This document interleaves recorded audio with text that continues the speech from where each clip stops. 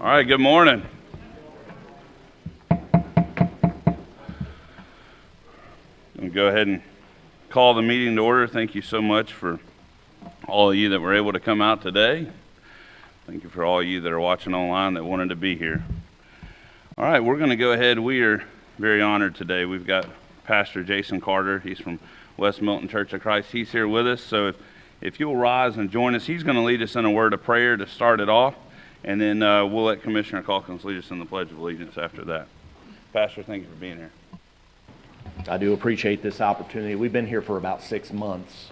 We moved into Santa Rosa County, and we've been greeted with kindness and friendliness with everyone we've met. And we appreciate the attitude everybody has had here. Let us pray. Dear Father, we thank you for the many blessings which you bestow upon us. We pray that you will be with the commissioners during this meeting.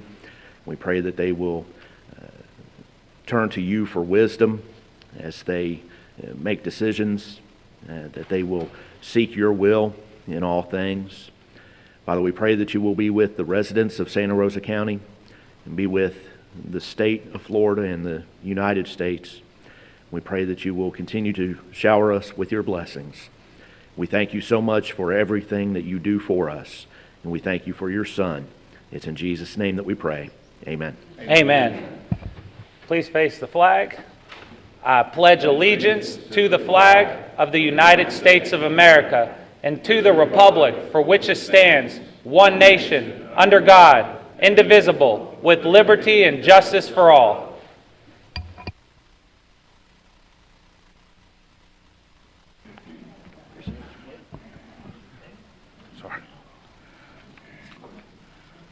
All right, thank you.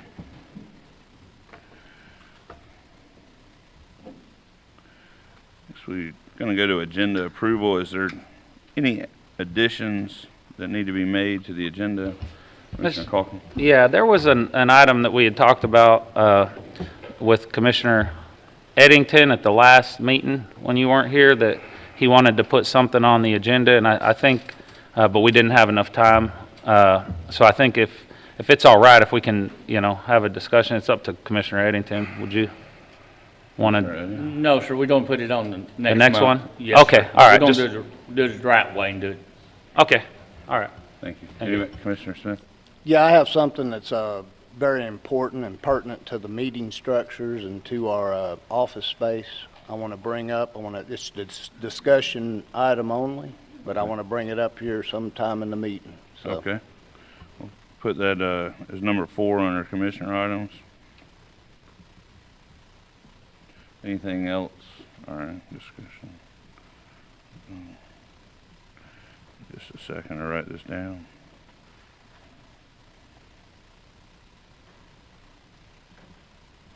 Okay, we'll go ahead and move forward then with the published agenda. Next, this is a great way to start a meeting off. I'm going to ask Sarah if she'll come forward. And so she's going to talk to us about the tremendous work that Ferris Hill Baptist Church does. And a lot of you that especially follow our newsletter will probably recall seeing the many nights that they opened their doors graciously to bring folks in that needed to have a warm place to stay. So good morning. Good morning, Pastor. Good morning, Sarah. Good morning. So thank you for letting us do this today. We wanted to recognize our cold weather shelter. It's the only one in Santa Rosa County currently, and so they do a tremendous work for our community each year.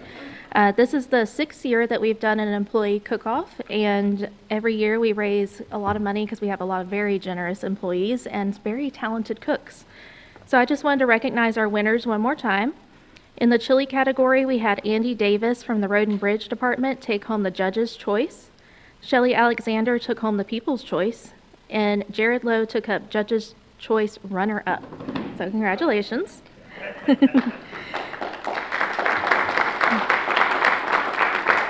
And then this year, we also added a new category for soups because we heard from the employees, some of them don't like to make chili, but they can make a really great soup. So we listened and we opened it up. Beverly Hutching took home Judge's Choice.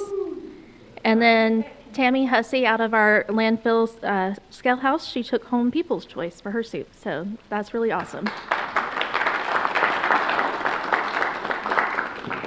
And this year, we were able to raise $1,200 for the cold weather shelter. And I'm going to turn it over to Tom Turman. He runs it for our county, and I'm going to let him give you an update on how the cold weather shelter has done this year. Good morning. It's always a pleasure to be here to share with you the great news of what God is allowing us to do in the community. And number one, I want to say thank you to the board, the county employees for the chili and soup cook-off. And I actually bow out and have a friend from church that goes to do the judging because he can taste things better than I do. I just tend to like chew it and swallow it. So, but definitely thank you for the donation. It's really a tremendous help for the services that we provide. And we know that the need is greater than what we provide, but we're going to continue to serve with the help of employees like the county employees and churches and folks in the community and the volunteers that come. It takes a lot of folks to make this happen. It doesn't matter if we have a house full or if we have just one guest. We're fully staffed and ready to go. And we just really want to say thank you, make sure everybody's aware of that. And it won't be long before we'll be in the hot summer, and at that point, that's when I start thinking it's going to get cold and we get wrapped up again for the next season. This past season, we had 39 nights that we were open. That's a very, very high number for us. We were able to open when needed and serve a lot of folks. We actually had 4 days that we were open 24 hours a day. That's when it was projected that it wasn't going to get into the 50s and maybe rain or wind. And that's very, very important that we do that whenever we normally would excuse at 7 a.m. in the morning. 364 guest nights, 728 meals. In addition to that, we had 60-plus lunches that were served during those 4 days we were open. To give you an idea, that's about 100 blankets. We also had 3 guests that we were able to provide bus tickets to go out of the area. Either they were stuck passing through or they were here and they had a job opportunity or family support system that they could go to. And it would be just a tremendous blessing for anyone that ever wants to hear some of the stories of these folks and the blessings. And whenever we are serving and when we get weary, we actually find that we are blessed in the process. And that's so uplifting. I also wanted to share with you that finally, after all these years, we were able to open our showers and to get showers, and you just can't imagine the smile on a guest whenever they come and they're able to get a shower, and it makes them feel so much better to get fresh clothes, and we probably did over 200 showers. So again, thank you all so much for your support, and we want to make sure the community is aware of it too. Thank you.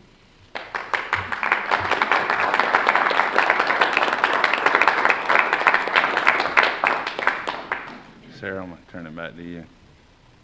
Yeah, so I guess now we need a picture, but I do want to recognize one more person, Brittany Ellers. She, for the last few years, has taken over running the employee cook-off. She creates all the cool graphics you see and gets everything set up and squared away. So I just wanted to recognize her as well.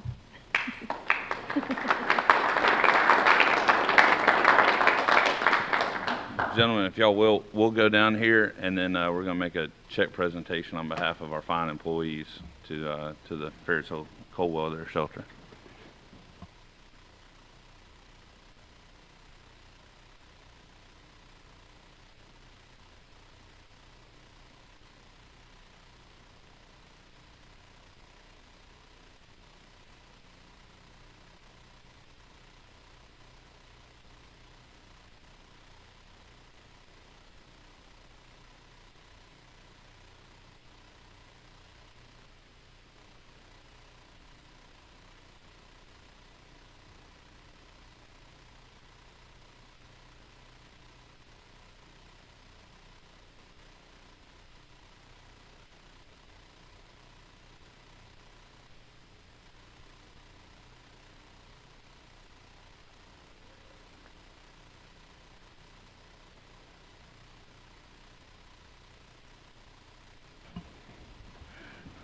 Thank you. Before we move further, I want to recognize too that you'll see only one of us up here today was in the spirit enough to have green on with the shamrocks, but it's I would say with he's got more Irish in him than the rest of us. So No, I got him. I got him. I wanted to got give him a plug. Yeah, I'm not, Yeah. I don't look like a leprechaun for nothing now. You just need the dye. But no, I want to recognize that. Commissioner Wright is definitely in the spirit today. Okay, we're going to move forward with public forum. I've got a list here. I'm just going to call them in order. So it's just going to go down the order as you signed in. And then don't worry if you didn't sign in when you got here. We'll make sure that if you would like to speak today, that we'll give you an opportunity. And just remind all of our speakers that when you come up, if you will, go ahead and let me real quick too, housekeeping, I had forgotten to do this at the beginning, and I'll check myself. If just everybody that has a cell phone, or for the super cool people that are still carrying pagers and beepers, if you could turn it to vibrate or silent, just so we don't distract the people talking and cause them to lose their train of thought. And when you come up, just give us your name and where you live. The town is fine, or general location, and then you'll be able to speak. You'll have 3 minutes. You should probably see a timer that'll pop up just so you can help self-regulate, just because we've got a robust amount of people that have signed up, and that way we can be fair and judicious to everybody here today. Okay, so first I've got Pauline Grimes.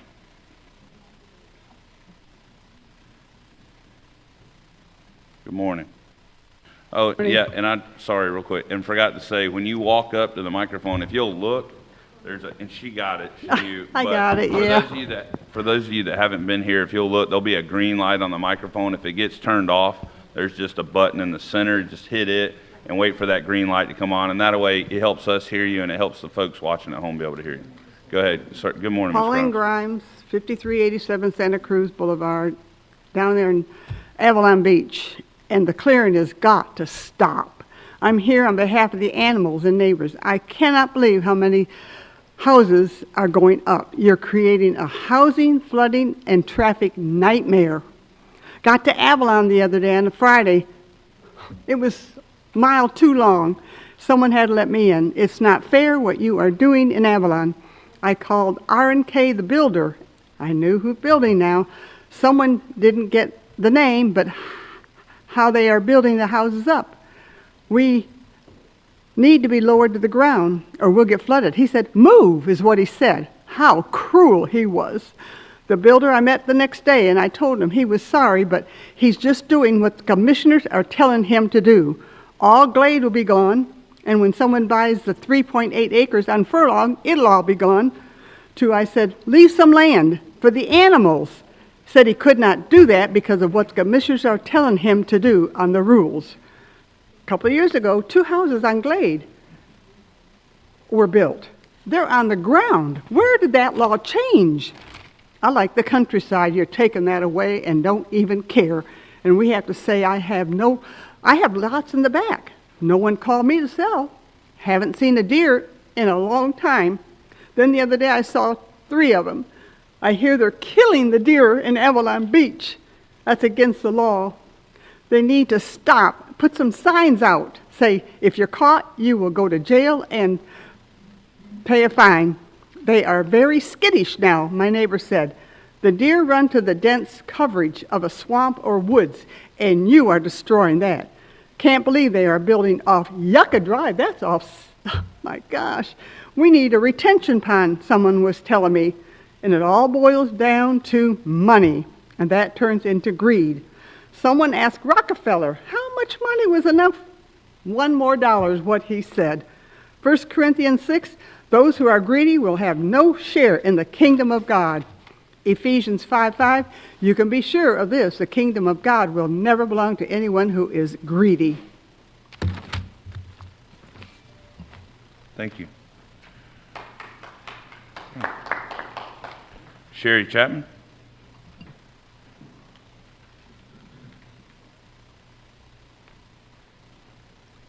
Sherry Chapman, P. Ridge. I'd like to say that I support exactly what Pauline says. If it's not happening in your backyard, you really don't know how it is when you see animals darting out in the middle of the day because there's tractors coming their way. You know, that's pretty sad that we have made no attempt to try to save nature in our area. Another thing too, I think that somewhere we need to get a report every week or every month or every meeting that we have as to how much these builders are paying for these large trees that they're tearing down. I can assure you, I doubt that they have paid for what's gone down on Sterling Road. And there are plenty there that the county could be making money off of. And for some reason, this doesn't seem to be a priority. You set the rule, you put it in an ordinance, but you don't stand by it. Another thing with the red clay, you know, every time there is raining, if you go to a job site, you are going to see that red clay. It's running down the road, it's running into the pond. Then they're going to ask us to come back and take care of that pond and for the future. Well, we're going to have to go and dredge it out before that we can even take it over and it work properly. So I would like to see code enforcement on these days that are raining. Go out to these job sites. I will tell you the one on Sterling was just that way the other day. I've got pictures. Another thing that Ms. Pauline brought up was housing. There was some confusion, I think, that the military had lost squadrons because there was not housing. That is not the case. I have talked with the base. I have talked with the liaisons. There has been no squadrons relocated from this area because of no place to live. Now, we have places to live. People can't afford them. You're talking about the mechanics in the military. You need to look at their pay grade. Half of them are not able to find a place. So it's not housing that's the problem, it's housing that people can afford. And $300,000 is not an enlisted person's pay grade. That's what we need to look at. So to say that we lose people or squadrons because of lack of housing, that is not the case. There are plenty of houses out there, and there's plenty for sale, plenty for rent. We have a developer that only does renting now. So I'd like to see this board take up that fight of getting homes that they can afford. They don't all have to have Corian countertops and marble.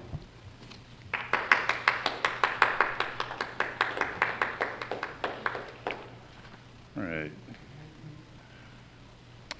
I am sorry, I don't have my spectacles on, and so I'm having a hard time deciphering the penmanship. I'll blame it on myself. Chelle, first name? Okay. Shell. All right, you'll have to tell us your last name when you get here.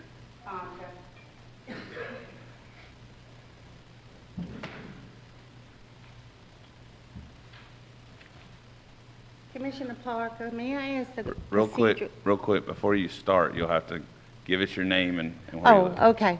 Shell Concha, 2832 Brassy Circle, Navarre.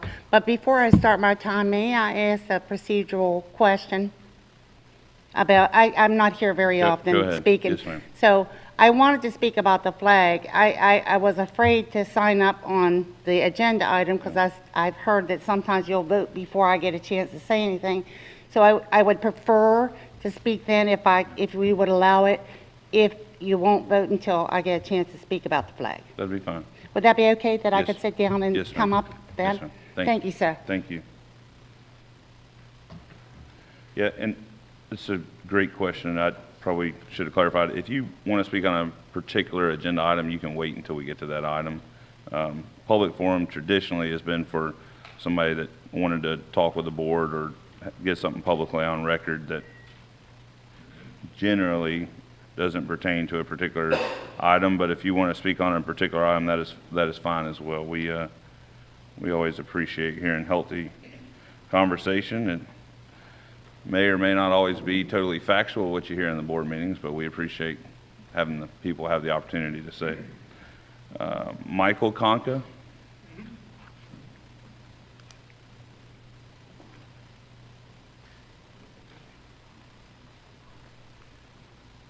So I'm here for partially the same thing. Go ahead. Michael Concha, 2832 Brassy Circle, but I'm content to speak now.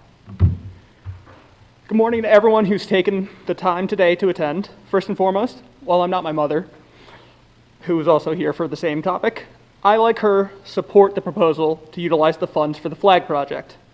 From the world's largest pistachio in New Mexico to the world's largest ball of twine in Kansas, we Americans have a fascination with the idea that bigger is better. So why not our own flag? I don't see any doubt that there would be people who would appreciate it. And it feels appropriate to me that it would be here in Florida, a famously unique state that encapsulates the interests of the rest of the country for our own oddities that we capture here. For me, it's evident that it's a reasonable way to drum up attention. However, I understand concerns around it. And while I support the project, I also wish to use my time to propose a future endeavor that I believe would be massively beneficial to the tourists of Navarre Beach.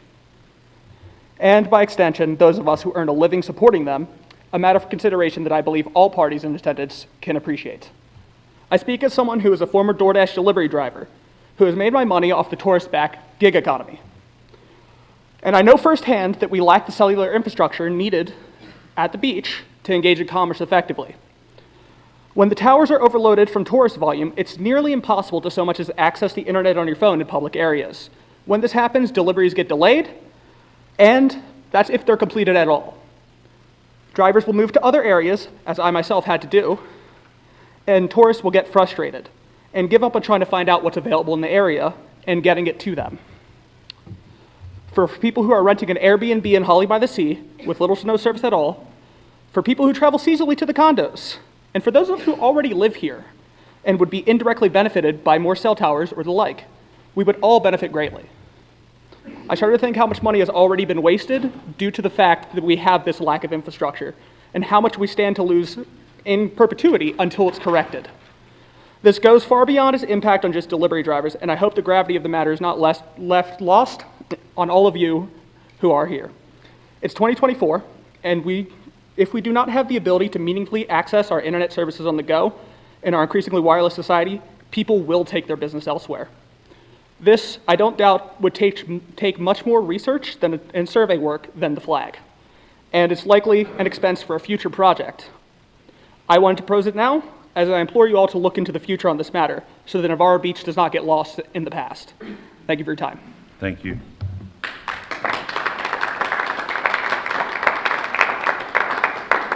Rick Stevens. I'll wait for the agenda. Thank you. John D. Reserve comments for Thank you. commissioner items, please. Miss Brenda Stevens. I'll wait for you. Okay. Thank you. Manisha Moe. I'll wait. Okay. Carmen Reynolds.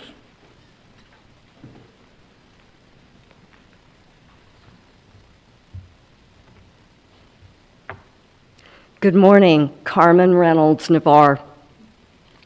I'm extremely disappointed this morning because I've been up here for years advocating for additional protections in the Wellfield protection area in East Milton.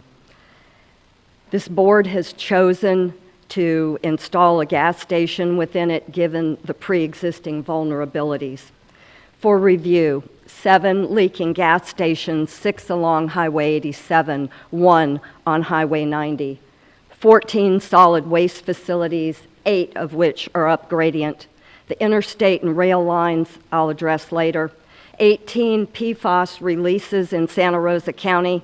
In May of 2022, the WPA, a PFAS release near a Fairpoint well at the decommissioned OLF Santa Rosa. Nitrite loading in the American Farms area. Soil permeability at 6.3 to 20 inches per hour absorption in that area, considered most vulnerable. Can I interrupt you just for a second? Stop our time, please. I'm going to ask the front row here, y'all hold it down. It's distracting when we're trying to listen to what's going on at the podium, and you're real close to me, so I'm getting a little distracted. I appreciate it. An open access borrow pit where customers can dig as deep as they want, as much as they want, whenever they want. And the internal and external lack of feedback and coordination that I've repeatedly pointed out to you that ends up in a breakdown. You all should be in receipt of an email from retired geologist who used to be a health department environmental project manager for the local underground storage fuel tank systems. In it, he says that the Jacksonville presentation reeled you in, when in fact the aquifers are totally different. Our fragile sand and gravel aquifer vice a karst non-Darcian flow environment. The geologist Ours also stated that there were multiple points of failure he identified with these tanks, including the double wall tanks, especially during installation. Attached was a non-compliance form, a fine for racetrack gas station whose personnel weren't trained on the proper monitoring techniques. But the scenario that you all will ensue is that setting up county oversight to require knowledgeable personnel to babysit and monitor this installation into perpetuity and ad infinitum. The Jacksonville hydrologist made the point about the gas station being more than 4,000 feet from the nearest well, when the reality is that that is not copacetic at all. The 2011 geospatial study identified, and I briefed this to you all in diagrams, the FAVA, the Florida Aquifer Vulnerability Areas associated with each well could include up to 99 acres. Thank Yet you. here we are. Thank you.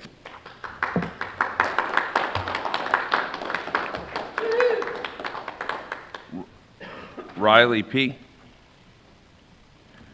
You have to remind me how you pronounce your last name. Of course, no problem, sir. It's Parentoni. Good morning, board. I thank you for having me. I'm going to have to leave right after this. I've got school, though. But the civility and the duty I have as a citizen to inform the board about my concerns outweighs it. Now, first I want to talk about the flag project. Mr. Calkins, I applaud you for going through with this. I think that it has a lot of great intentions. Everybody knows me. I wear my American flag wherever I can, along with my Florida flag, the two most important government bodies to me. And I try to tell my friends, tell my classmates, that we need to be more patriotic, more engaged, and respect the flag rather than burn it, even though you can.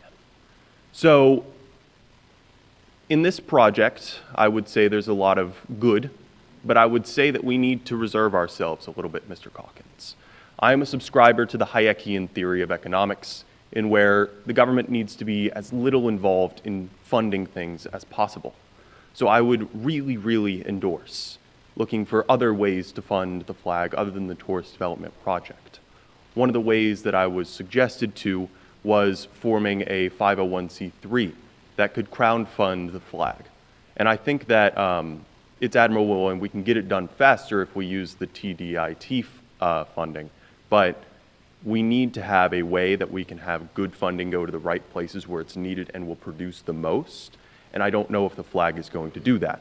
From Mr. Cook's analysis at the beginning of February, this would have costed around $150,000 for the initial flag pole and around $20,000 to $30,000 per year for maintenance and replacing the flag.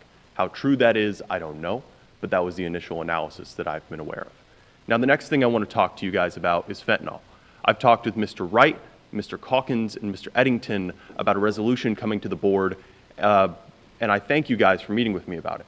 But the next step is real action. Mr. Parker and Mr. Smith, I hope to meet with you guys soon about getting a resolution to the board, because when we're battling addiction, the first thing to recognize is the problem itself, so we can get more resources in from other stakeholders to combat the deadly rise of fentanyl in our county and the rest of the state.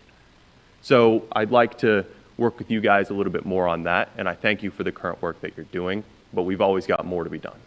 Finally, I want to talk a little bit about the traffic problems on US 98.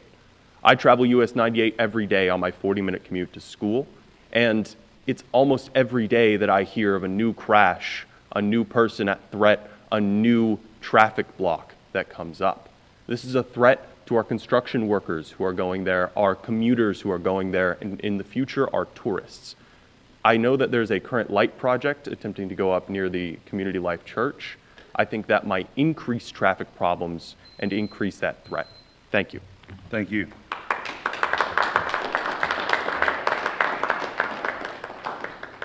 Okay, I've got Sherry Sebastian and Carmen Reynolds signed up under agenda items as well. Is there anyone that felt the need to speak? You can come forward under public forum on an item that is not on the agenda. If so, I just ask you to kindly, as this man concludes, you could come up behind him.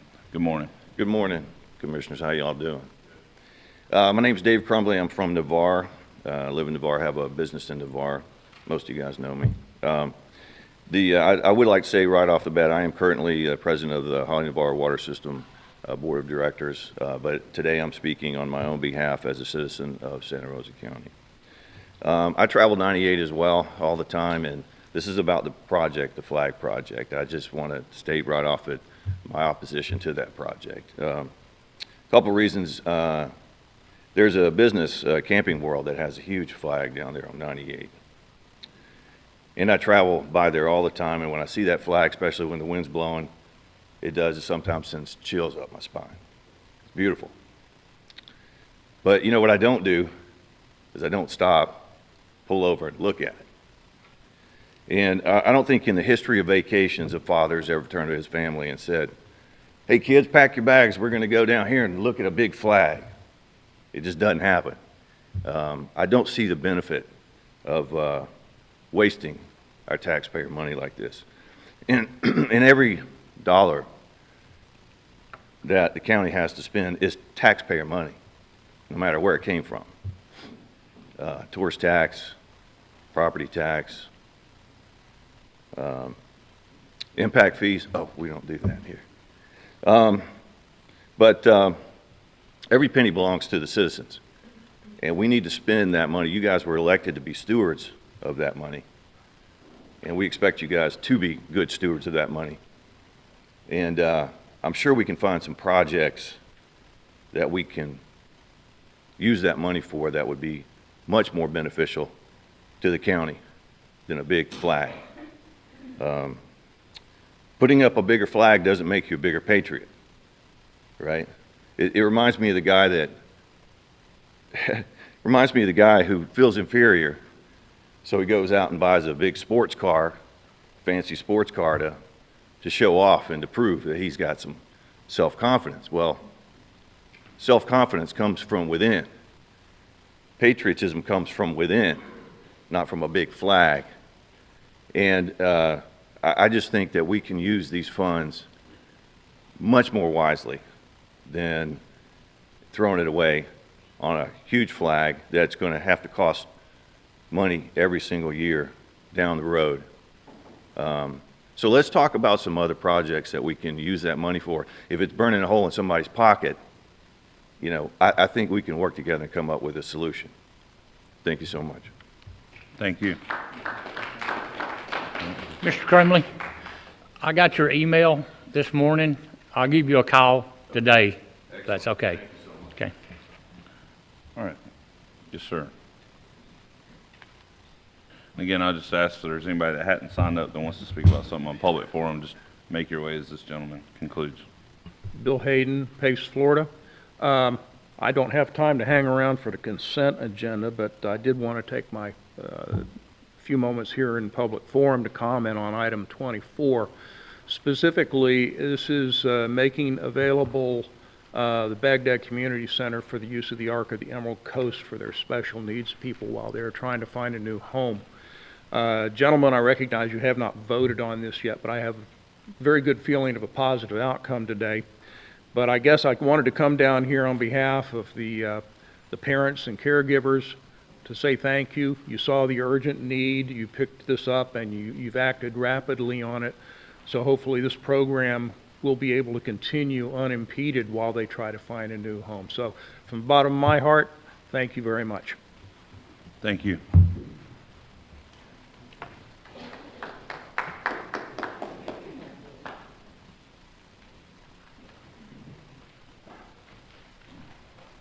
Good morning, gentlemen. Howard Steele, 5379 Saratoga Avenue. It's probably no mystery as to what my position is on this flag motion, and I'm not going to be able to stay from the meeting, so I'll make this brief. I know you all have a lot of big decisions that come your way, a lot of difficult decisions come your way, but this is not one of them. This is a no-brainer. Doesn't take a rocket scientist to tell you that. It surely shouldn't take a Marine to tell you that either. For some people, the flag is just something you stand in front of and put your hand over your heart, and you pledge at meetings, and that's about all the flag means to you. And for some people, the flag is a lot more than that. Some people, it's a symbol of sacrifice, ultimate sacrifice. And I think that the world should know that Santa Rosa County stands beside that flag and holds it up high. It holds it up higher than any other flag in the state of Florida, because that's the county we are, and that's the county we're going to continue to be. So when you make this motion, or you make your decision on this motion, and you decide you can't support it, I'd like to hear why. And I'd like to hear it in very, very strong terms as to why. Because if you can't support this motion, then I don't see how anybody could support you. And that's what I have to say today. Thank you, gentlemen. Thank you.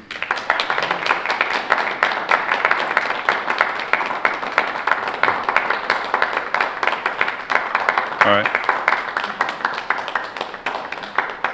Thank you. Okay, I don't see anybody else approaching the podium, so it's the last call. Anybody? Yes. All right. Don't be bashful. Howdy. If I was going to get up this morning this early, I figured I'd better say something to y'all. We know Allison you're famous. Hartman. Okay, I was just going to remind you. So Luther, there might be one person that doesn't know who you are. 38. So I'll give your name. 3873 Luther Fowler Road, famous for my mulch pile. Anyway, I just mainly wanted to come, couple things, just to remind you guys, we have a market in Milton and Pace. So I wanted to formally invite you guys to come support it. It's been incredible. It's been going on for 2 years. You're always welcome to come, but specifically tonight is the Market of Milton's 1-year anniversary. I know it's technically on city property, but it's still Santa Rosa County. I think it would be an amazing time, not just during elections, but come down and let the public see your faces. You know, these guys are selling their eggs and their meat and their milk. These are the guys that are going to elect you. But more than that, you're showing them that you're supporting Santa Rosa County by spending your money at the market. It's just been amazing. Like I said, tonight's the Market of Milton's 1-year anniversary. We're having a petting zoo and a bounce house, and it's literally the hub of our community. If you haven't been down there, you are really missing out. It's every Thursday, 5 to 8, Jernigan Landing, and then every Saturday, 9 to 1 at Woodbine Baptist. We have over 1,000 vendors on our approved list. We also have 17,000 followers on Facebook, so it's pretty amazing. So I guess everyone wants to talk about the flag. I have 11 children, so my theory is always go big or go home. So that's my input. Let's do it. Let's show the world what Santa Rosa County stands for, which hopefully is the United States of America and the flag. So come see me at the market. I would love to say hi, and I will personally be glad to promote you. That is what I do. I have a love for this community. I have a love for encouraging and supporting other people. So thanks. Thank you.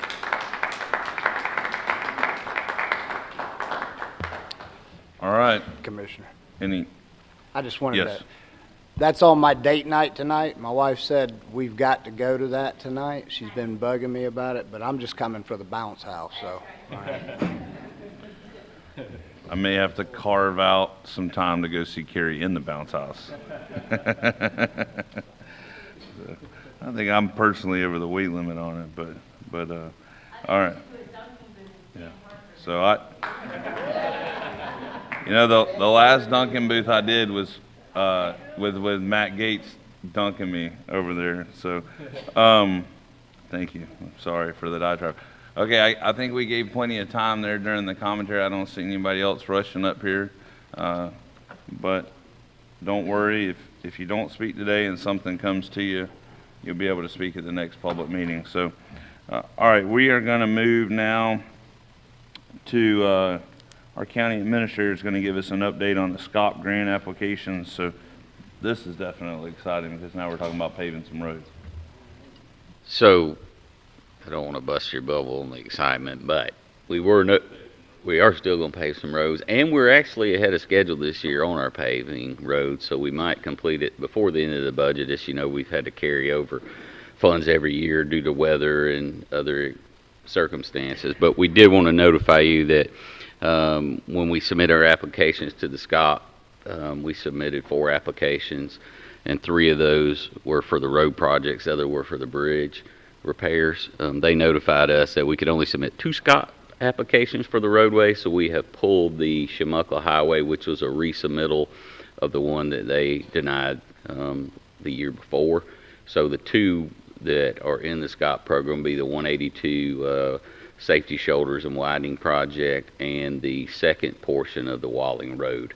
They had asked us to phase that because of the condition of Walling Road. So there are we meet the minimum, the maximum requirements they allowed us is 2, but they would not allow us the 3rd grant. So I just want to notify the board that we would not be submitting that. We will try that again next year. And that was for the northern portion of Shemuckla Highway for widening and safety shoulders. Not 4-laning, just widening with safety shoulders. Thank you, Brad, for that. That is extremely important. And I just want to take an opportunity, because sometimes we don't take the opportunity to give credit where credit's due. We are very blessed that we, and I get to sit in the seat that was previously held by our former state representative, J.R. Williamson. If it would not have been for his diligent efforts years ago to continue to get the legislature to include us to be able to apply for those small county outreach program grants when we broke that 150,000 population barrier, we wouldn't even be able to have this discussion. There is obviously a good chance that in the near future we won't be able to apply for those funds. Those are definitely geared towards helping our small counties, and we've got some of our small counties like Levi and Washington and Franklin and Liberty where those folks are just happy to have a paved road. And we forget how blessed we are in this county. We've definitely got some of our financially constrained counties that could benefit from that. But I just want to take an opportunity. I know he's no longer in the seat, but that goes to show when people do good work, how it benefits the community. And also, even where you heard Brad talk about this widening of the shoulders, I'll give you an example. You may say, how does that affect your life or other people's lives? When these, especially as we start getting into, you'll see more tractors on the road here soon on the north end of the county. When those tractors have those shoulders and they're able to commute down the road partially pulled off, then that passing traffic can come by without having to wait for that tractor to move over or whatever. And so just yesterday I was reminded of the importance of having those additional shoulder spaces to help. It's not just for the farmers, but it's to help the commuters. So Brad, I appreciate you and staff staying on top of that. And I just wanted to give a plug because Lord knows we were definitely served very well by Representative State J.R. Williamson on that. All right, next we'll go to commissioner items. Item number 1 is Commissioner Calkins' discussion of the bids that were received on the flag project. Commissioner? Thank you, Mr. Chairman. As y'all are well aware that we submitted for bids and 2 bids came back. What I'd like to do is first start off by telling how important this project is, and when I'm done with that, I'd like to go to the citizens for them to speak on it. And then when they're all finished, I'd like to close that and then go to board discussion on where to move forward on this, and if that's okay with the chairman. First, I want to start off with when we submitted the bids, we basically said that we want a flag that's the tallest in Florida. The current flag that's in Florida that's the tallest is down in Orlando, and it's 200 feet tall. And so we said, well, let's go higher than that. So what number should it be? So 207 is the number we chose. 7 is the Lord's number. So That's why 7 was chosen. Also, the flagpole itself will be 227 feet, but 20 feet going to the ground. Let me tell you the significance of 27 feet. 27, the number 27. 27 was the grievances that our founders sent to King George. And there's also 27 amendments to the U.S. Constitution. Now, back in 1776, when some great men formed the U.S. Constitution, they put their name on a document, worked together, worked as a group. They couldn't all agree, but they knew the minute they put their name on that document, they knew they were giving away their wealth. They knew they were giving away, at the time, their freedom under what they had before with the king. And they were wealthy men. They were taken care of, but they gave away everything to go against the largest, most powerful empire on planet Earth. They did it through faith in the Lord. They do it through courage. They put their lives on the line, their families, everything they had. We talk about the cost. That's a cost to tell your children, your family, we're putting our lives at risk. We could die tomorrow. When they passed the Declaration of Independence in 1776, that's basically when the war was basically, for the most part, started at that time. There was some stuff before that, but they went into the woods. George Washington went into the woods. They were losing every battle. But they thought out of the box. They started, God gave them the ability to win a fight for freedom. And this Santa Rosa County, Florida, we want to show the United States of America that we think big. We want to show the state of Florida that we are true patriots, that we support liberty and freedom. We support our military. We have some of the most military bases. We have a lot of military in our county. They are the backbone of our economy. And as some speakers have said, on Highway 98, when you see that flag when you're driving that was put up by Camping World, it does give you goosebumps, gives you chills. It makes you proud to be an American. We are very lucky to live in the strongest, most powerful nation on planet Earth. We are blessed. We as a county can only do so much. All we can do is what we the citizens can do. But we've had Fox News, actually, the news channel, send an email interested in this. You want to talk about promoting tourism?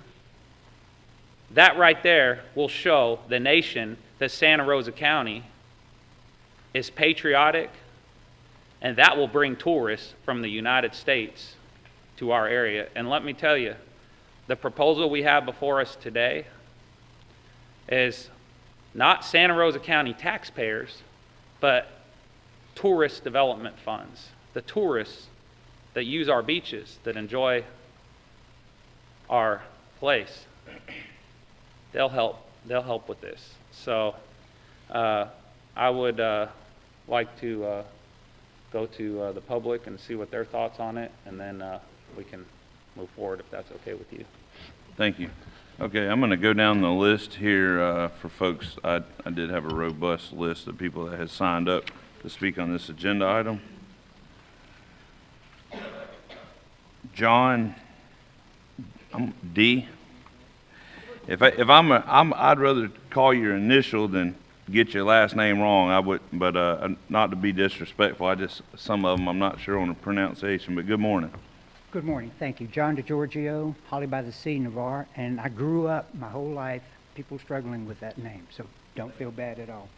Good morning. Thank you for your time, both commissioners and staff. Thank you for everything you do for us and everything you put up from us. If I may, I'd like to read from the congressional records comments from the Honorable A.S. Herlong, Jr. of Florida, January the 10th, 1963, in the House of Representatives, and it's titled Current Communist Goals. There are 45 of these, but I'm only going to read one, so don't panic. Number 22, continue discrediting American culture by degrading all forms of artistic expression. An American communist cell was told to eliminate all good sculpture from parks, buildings, substitute shapeless, awkward, and meaningless forms. Gentlemen, if you've paid attention to the news over the past 3 years, this has been happening. It's not something that will happen, it has happened. It's time for us now to stand strong in defense of patriotism. And that's what they're trying to smother. Don't be patriotic. Go. You're more likely in a classroom around America today to see the pride flag displayed rather than the American flag. That's why Vice Chairman Calkins' flag project is brilliant. It's a finger in the eye of the darkness moving through our country, attempting to take it over. So, gentlemen, please vote yes, vote for patriotism. Thank you. Thank you.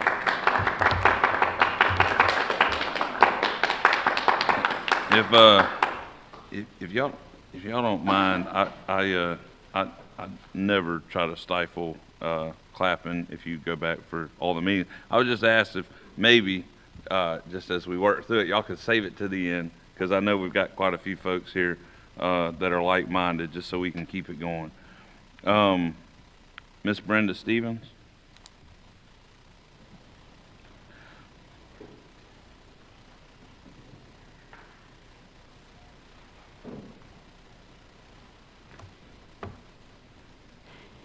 Well, good morning, staff, commissioners. Oh, somebody's calling right now. This is good. I just want to express my gratitude for this project, because it's going to not only generate tourists, but also it's going to help our school district students to be proud, to feel an American, and to learn more and make the connection that what they learn in the classrooms, but also they make the connections when they're going and to see a huge flag. I can see the little kids and say, huge, look at how huge it is. It's gonna reach the moon. That make the connection. It's a learning process. When I become an American, one of the great moments that I have is when someone from the staff give me a flag. I was feeling so proud to be an American, so proud to be part of this wonderful country, that when we feel that way, it is incredible, because the flag is the symbol of freedom, justice, and respect for our country. So please, considering the flag project a positive symbol for our district and for our nation. Thank you. Thank you.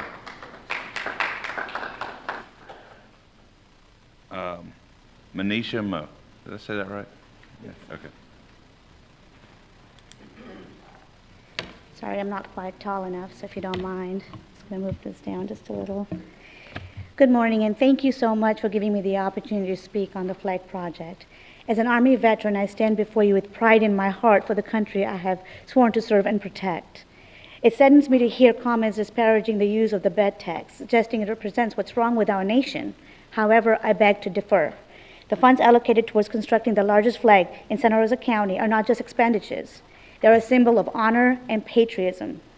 The flag stands as a beacon of freedom, a testament to the sacrifices made by countless individuals like myself in defense of our liberties. The red on the flag represents valor and bravery. the white, purity and innocence, blue for vigilance, perseverance, and justice.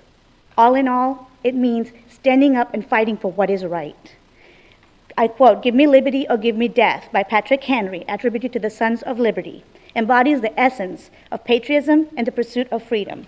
It symbolizes that the largest flag in Santa Rosa County is a tangible manifestation of this sentiment. It symbolizes the unwavering commitment to the principles of liberty and independence upon which this nation was founded. Just as the Sons of Liberty were willing to sacrifice everything for the cause of freedom, so too does the display of this largest flag in Santa Rosa County serves as a reminder of the sacrifices made by those who have served and continue to serve our country. It stands as a beacon of hope and resilience, inspiring all who behold it to cherish and stand as and defend the precious freedoms we hold dear. Therefore, I wholeheartedly support Vice Chairman James Calkins' motion for the flag and support the allocating of the resources and the bad tax funds towards such a noble endeavor. Let us embrace the spirit of unity and pride that this flag represents and continue to work towards building a stronger, more resilient nation for generations to come. Thank you for your time. Thank you. And thank you for your service. Sherry Sebastio.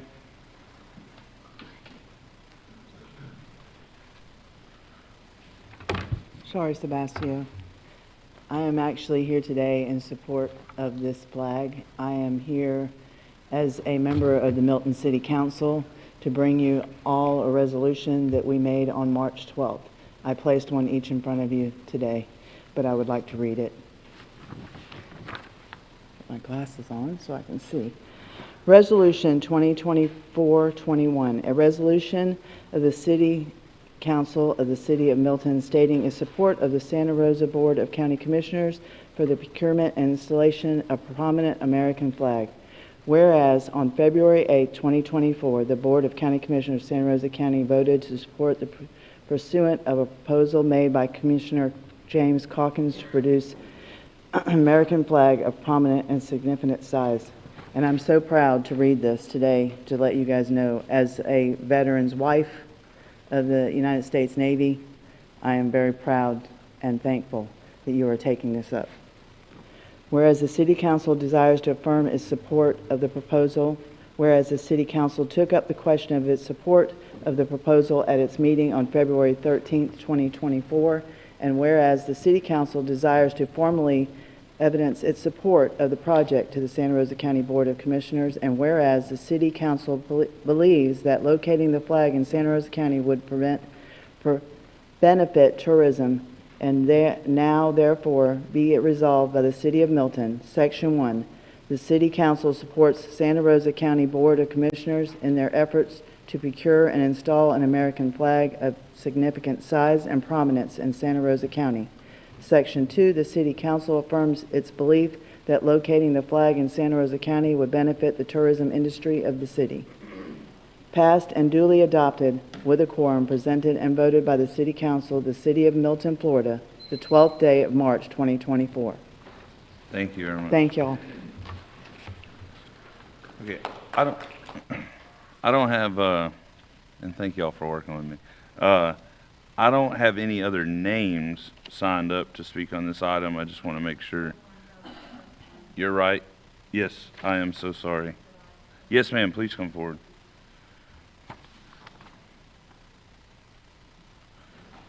You 100% did ask me. I had put a check mark instead of a tick. Thank you so much for. Several other people did say, well, I think we've got most of them. Anyway, well, I'm going to make sure we get everybody. I'm just trying to go through the list first. Good morning. Thank you, Chairman. Good morning. Give us your name real quick. Shell Concha. I consider myself as part of the Santa Rosa County silent majority. We are the Christian conservatives of Santa Rosa County. Without a doubt, the majority of folks who live in and enjoy our county. Gentlemen, let the record state that I, Shell Concha of Navarre, fully support the idea of Commissioner James Calkins. I support a ginormous American flag. The money will come from the TDC. 92% of these dollars generally go back to Navarre to help with tourism at the beach. And that's a fact. Do you know that we spend $15,000 to $17,000 a year on fireworks at the beach? We spend $200,000 for shower stations at the beach. $600,000 is earmarked for a Navarre Beach amphitheater. $194,000 spent on the wildlife refuge. You get the idea. Please know I love and support each and every one of those projects. However, I think we can all agree that none of these are life and death to anyone in Navarre or our county. They are all feel-good projects funded by the TDC through tourist tax dollars. These dollars, per state law, cannot be used to feed the poor or strengthen infrastructure on the mainland. It is simply fund money to bring in more tourists. If you can't feel good about funding a huge American flag in Santa Rosa County, I gotta wonder why in heaven's name are you even here in this Christian conservative county at all? Gentlemen, please do the right thing here today and vote yes on the flag project. Thank you. Thank you. Yes, sir. Commissioners, my name's Jeff Snow, Milton, Florida. Wearing several hats. I'm on the Milton City Council. I did support this resolution that Shari Sebastio read. I'm also a citizen. I worked at Whitingfield with our pilots for 36 years on those helicopters. And as Howard Steele spoke earlier, what it means to our veterans. I'm not sure if you've seen the video. Gavin Hawthorne was very passionate in support of this, being a former military. And I understand the cost is TDC, as it's been stated. Those funds can only be used for tourism. I think this is just another, it's not just one thing that brings everybody to visit Santa Rosa County, but this is a statement that people always want to come here because of the values for family and country that is represented here. It's a symbol that makes that statement. We're always taking a step back, as the one gentleman said earlier, and it's time for us to take a step forward. And that's on that part. As a realtor, I represent so many people that come here and end up moving here, which not everybody's happy with, but for what Santa Rosa County stands for. Our Sheriff Bob Johnson is on national news all the time for standing up for law enforcement and our first responders. This is another representative. This states what we stand for here. And everybody goes, well, this is election time. Well, you know, Santa Rosa County is always a key spot during the election nationally, whether Florida goes one way or the other. And we always stand for conservative Christian values here, and that's what that statement says. And that does draw people to visit here. I want to go a place where my values are represented. So they want to come to our beaches. They want to go up north. So I hope you guys choose to support this, and the council does support that too. Thank you.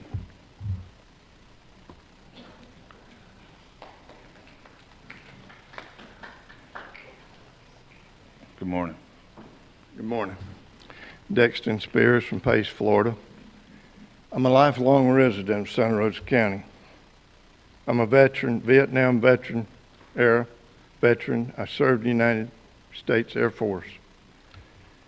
Before I get started, first I want to thank each of you for your support of the homeless shelter, Fairfield Homeless Shelter. I volunteered there. That's an outstanding program that's going on. I'd like to ask you to continue your support. I volunteered there, I've worked there, and I'd encourage you to volunteer and work there, or anybody else that could volunteer and work there. They have an outstanding clothes pantry there. Great.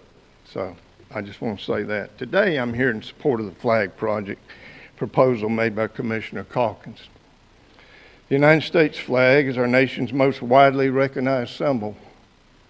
In fact, our flag is among the most widely recognized symbols in the world. Our flag has become a powerful symbol of American patriotism It represents the land of the free. I'm proud of the United States flag. My wife and I fly our flag in front of our yard. I think the flag will be a great addition for our county. The flag will show a patriotic support of the citizens from Santa Rosa County. I'm proud to be a part of this project, and I'll be the first one at the line to make a contribution to support it if money's not available. But the young lady here, I think she presented an outstanding budgetary, what goes on with the money we spend for fireworks, which I love fireworks too, but we spend a lot of money in other areas too. So thank you. Thank you, sir. Thank you for your service. Yes, ma'am. Hi, my name is Pichelle Schneier. I'm the secretary for the Escambia County Republican Party. I'm a business owner, and I have numerous partners, associates, and clients in Milton and all over Santa Rosa and Escambia counties. I'm here today to support the flag. I think it's a great way to show our patriotism. It's going to be majestic and beautiful. It'll put the Panhandle on the map for spearheading something so grand and magnificent. It falls under tourism and has already been accounted for in the budget. And I just think it's a great way to show our support and to show the entire state of Florida and the nation our patriotism and respect for the flag. I hope you'll support it. Thank you. Thank you. Yes, sir.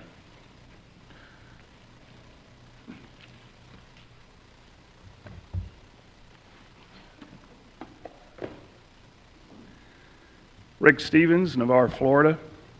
These are my thoughts and opinions. I love God, my family, this country, and most of the people in it. The flag represents this country and all the people in it, even if we disagree with one another. I am all for having a flag flying that would be one of the largest in the nation and possibly the world, inspiring people as they pass through or live here. My suggestions are to find ways to fund without burdening the taxpayers. Use taxpayer money to help the people of Santa Rosa County. Please consider carefully how to honor this flag and what it means and what it stands for as a symbol of America. I would love to have a location where people can gather to see it, be near it, and make it a place where people can read the Pledge of Allegiance as well as our founding documents. Maybe we can even have the Star-Spangled Banner played morning, noon, and night with the flag. I strongly request that you make sure that if you're going to do it right. I believe that if you do it right, it will bring honor to Santa Rosa County and patriotic inspiration to all that experience it. Thank you, commissioners, and may God guide and bless you with wisdom in this decision and in your endeavors. Thank you. Thank you for your comments. And next speaker.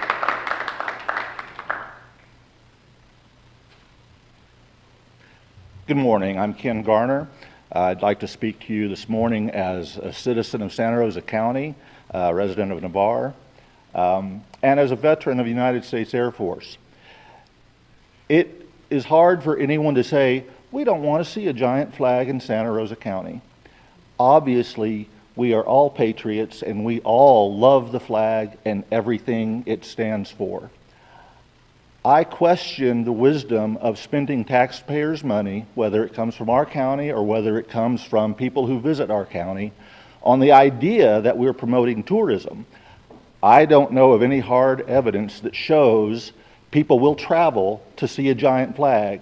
Of course it makes you feel good to see a giant flag waving in the breeze as you drive past it on US 98 or anywhere else you see such a thing. But are you going to make a special trip to see that flag? I don't think so.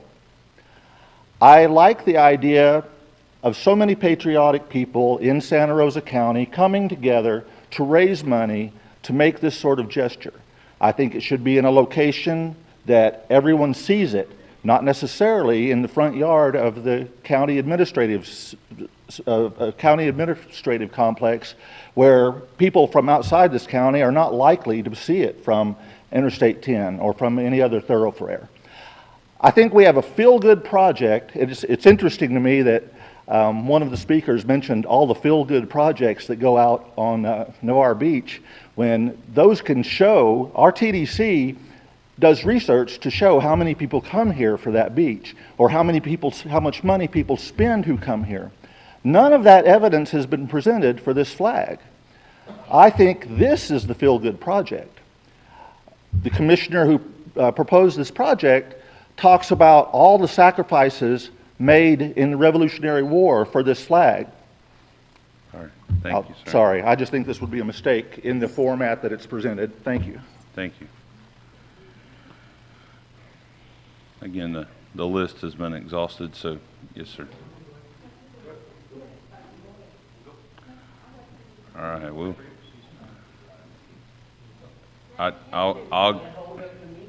I'll be glad to close. Hey, stop. Hey, listen. I'm gonna tell y'all, I expect the same thing I expect my children at school. Let's be respectful. And Thank yes, you, ma'am. Larry. Sherry Chapman, the one thing that I want to say is that when you get married, it doesn't necessarily matter the size of your ring. You're still married.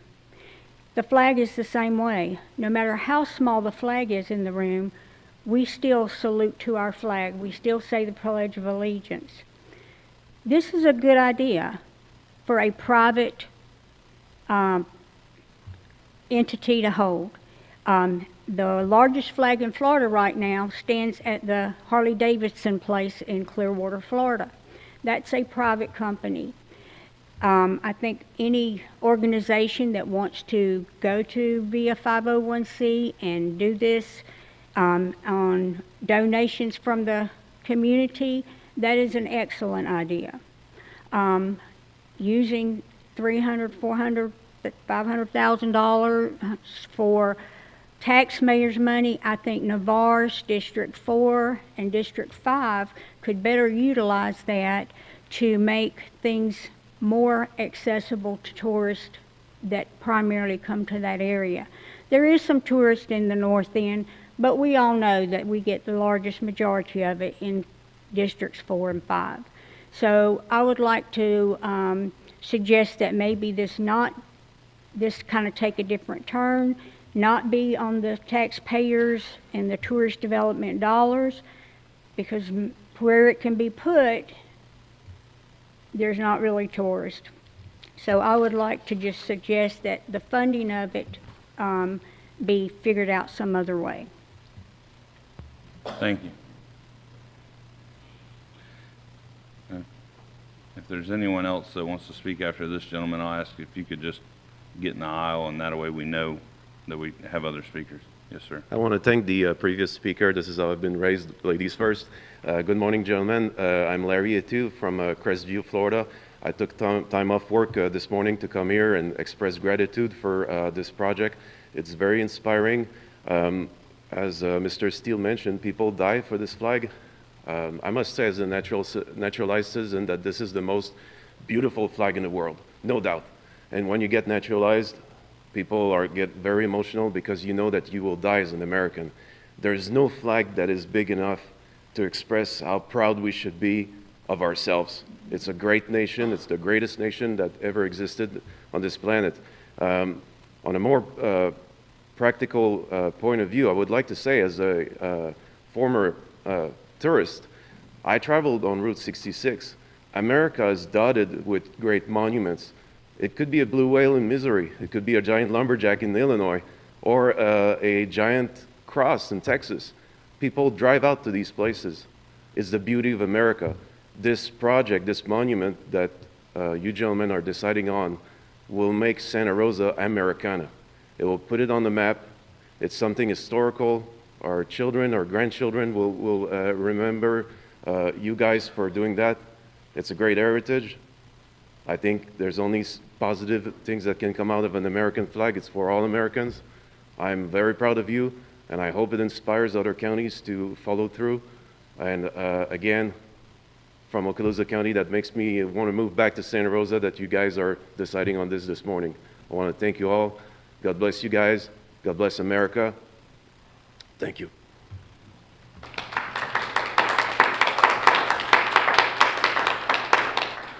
Thank you.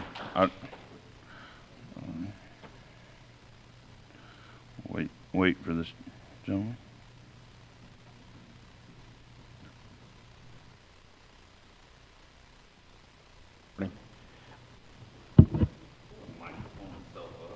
Here we go. Okay. I got you. There you go. Thank you. I appreciate the coaching. I took an oath to defend the Constitution 44 years ago. I never took an unoath. Hey, I am sorry. Give us your name. They Thank got to you. have it for the John Zamoniak, Nichols Creek, East Milton. Thanks. Once again, I took that oath. I'm not sure if all of you are aware that every federal employee on the first day on the job takes an oath to the Constitution to defend it. We never take an unoath. We're here. The size of the flag has not a darn thing to do with your patriotism. It really doesn't.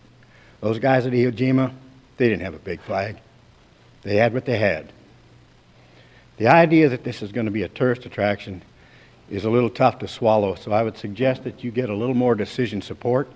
I know the staff is overwhelmed with work. They got stuff falling off the table, but you don't have enough information to make a decision. All you have is RFP on what this flag will cost with a footnote at the bottom that it could cost more, and I guarantee it will. There are always cost overruns.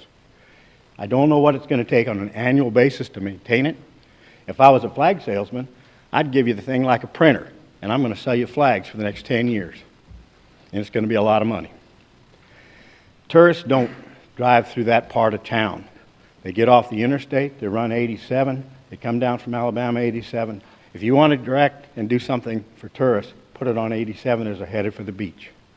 There obviously has to be better ways to show your patriotism, but if you think a large flag is it, then get Camping World to go ahead and buy another one. Or, now I understand there's a newspaper down in South Santa Rosa, very patriotic, I read the report. If they're just flush with so much cash and they want to be patriotic, put it on their property. Let them maintain it. Because I guarantee you, county employees are going to have to maintain the winch, the lighting, the electrical, the grounds. I just, number one, don't think you have enough data to make a call today. Thank you. Thank you, sir. And thank you for your service. All right. Any other speakers? Okay, I don't see any other speakers. Commissioner Calkins. Thank you, Mr. Chairman. On a real positive note, there was our sheriff, Bob Johnson. He was actually planning on coming here today to speak in favor of the flag, but he had to go to Alabama. But he told me to let y'all know he's a disabled veteran, patriot, and one of the greatest sheriffs in the country. We're very blessed to have him.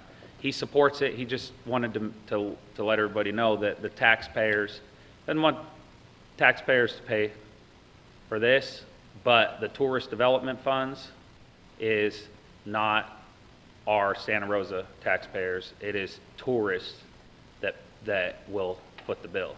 And as you all know, that's a fund, an area that we are not able to spend on law enforcement. We're not able to spend that on certain items, roads, bridges, anything like that. It's specifically designed for tourism. And there's a lot of debate that I've heard from folks whether it would be a tourist attraction.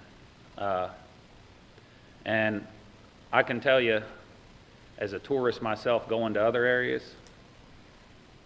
if I was driving down 87 coming from Alabama to head to the beach and I saw a sign saying Florida's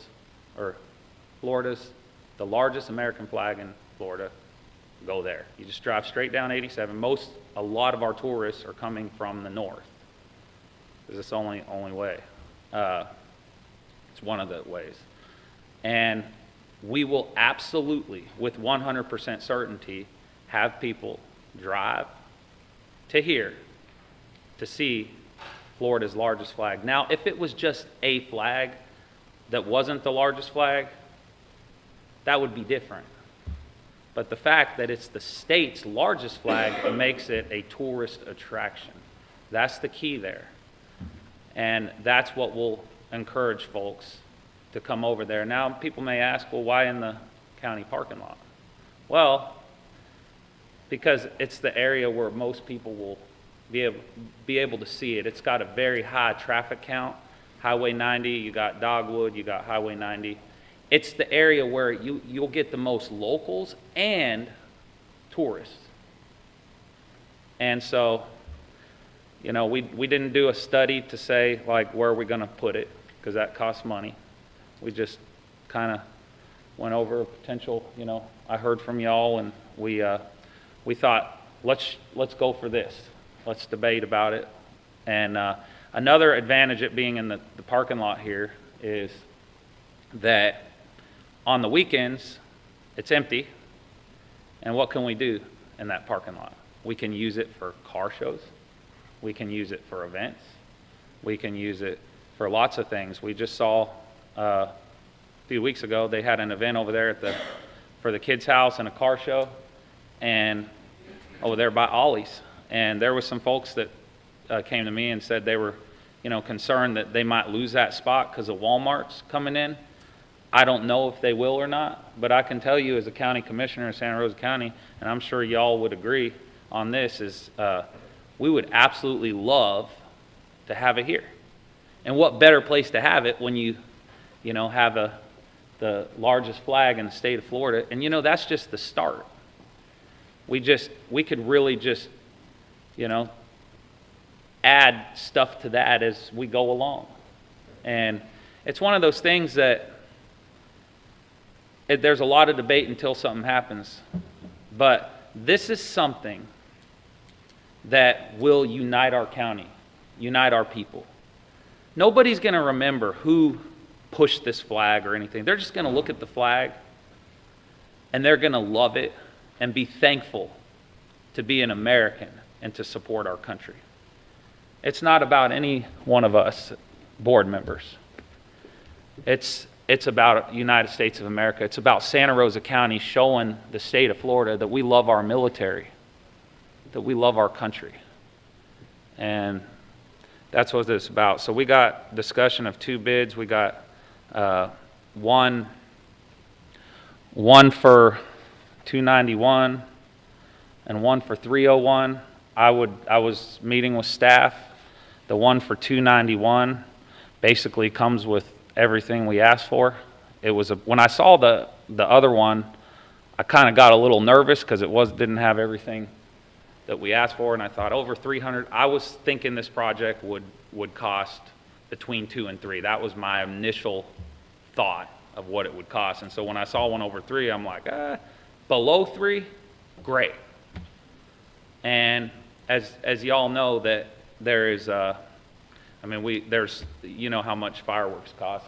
Fireworks cost money, and you know, we just enjoy them for you know, a few minutes, but it's something that gives families, kids, our military, a celebration. It's worth every dollar.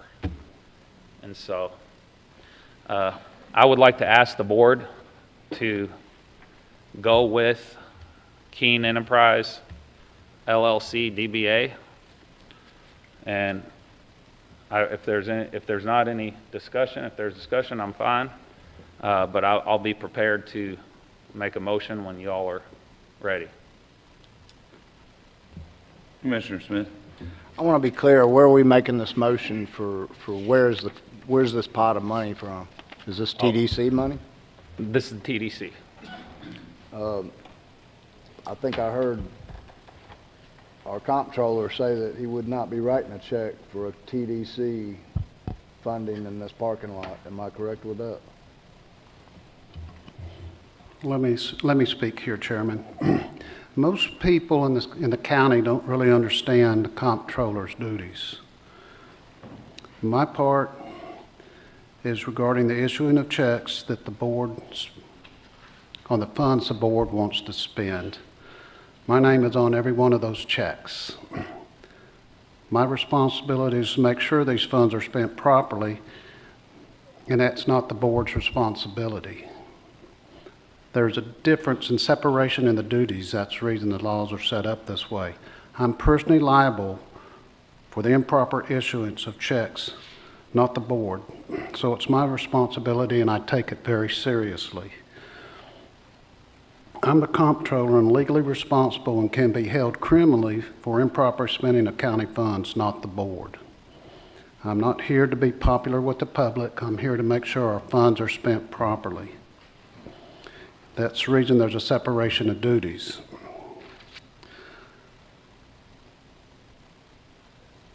My duties are to follow the statute to make sure that the county funds are spent within the requirements of the statutes. The Florida laws are very restrictive on what TDT funds can be spent on. They're trying to address this in the legislature, but it hasn't been solved yet. I want the board to know that I'm not against this flag, but I really can't justify spending tourist development tax for the funding of this flag. If the board wants the flag, they need to use another funding source. As comptroller, I have to take a stand that I will not issue a check from TDT for the flag. Mr. Chairman, I have a question for Donnie. Go ahead, Commissioner Call. Okay.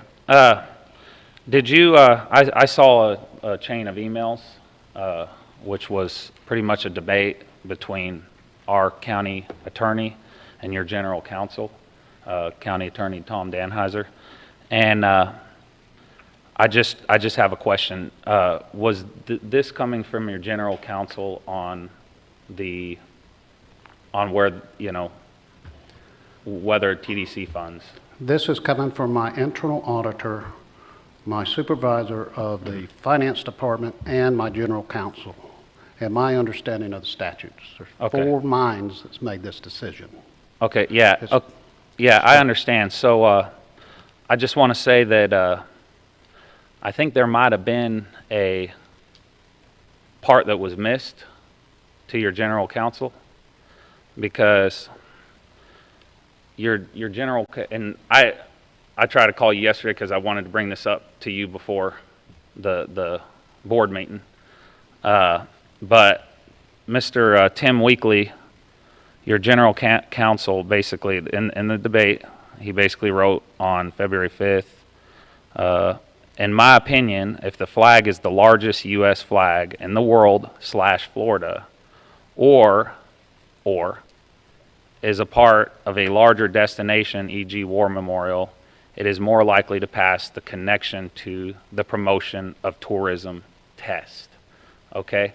What I think happened is I think the fact that it was not really known maybe at the time that it was the largest flag in the state of Florida, that might have been why the general counsel told you that this might not pass the test. And by the way, I understand that if it was just any flag at your industrial complex and it wasn't the largest flag, tourists may not go to that because it could be just like any other flag. But as your general counsel basically stated, and I think there was some miscommunication there on the largest flag, and I think that will cover you.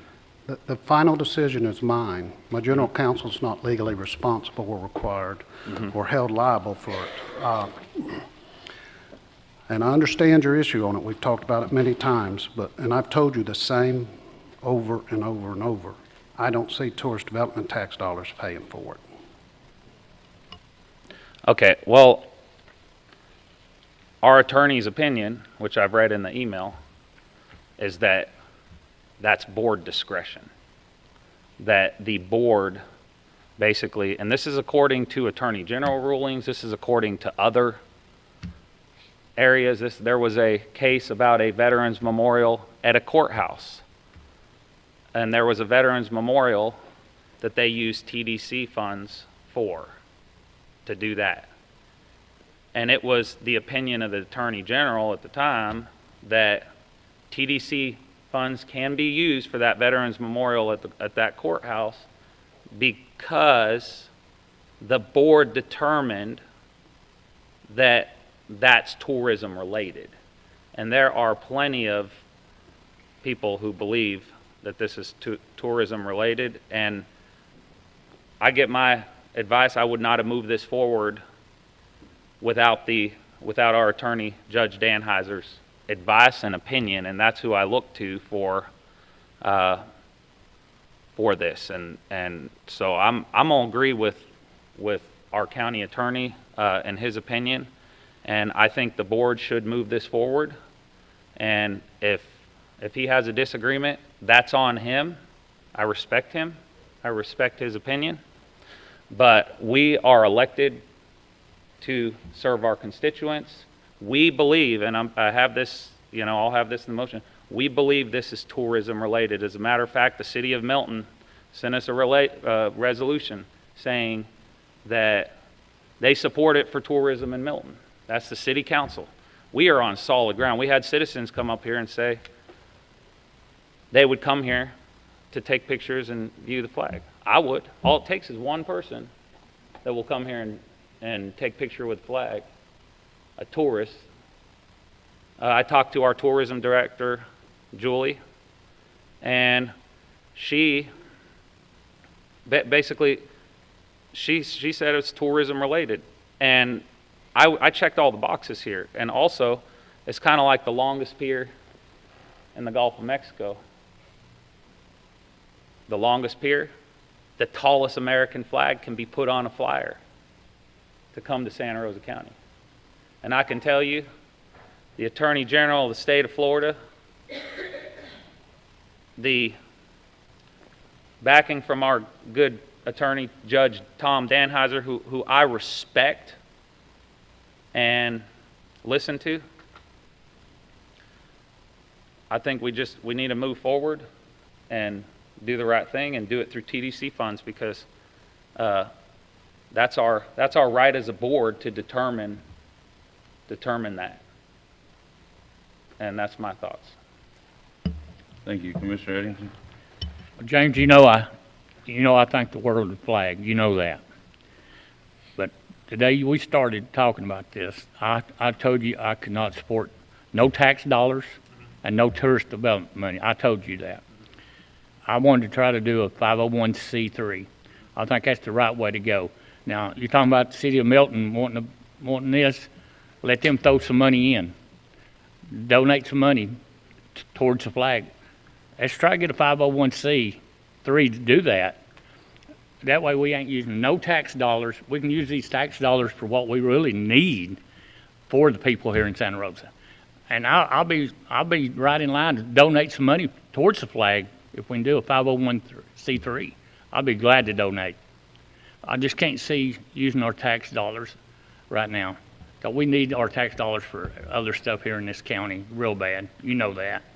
Yeah, I just wanted to say that, we had requests for a lot of things on the beach from the TDC that I was reading about, that I pretty much kind of leaning on supporting. And a lot of our TDC funds go to the south end, but there's some north end folks that need love too with the TDC funds. This is a small ask.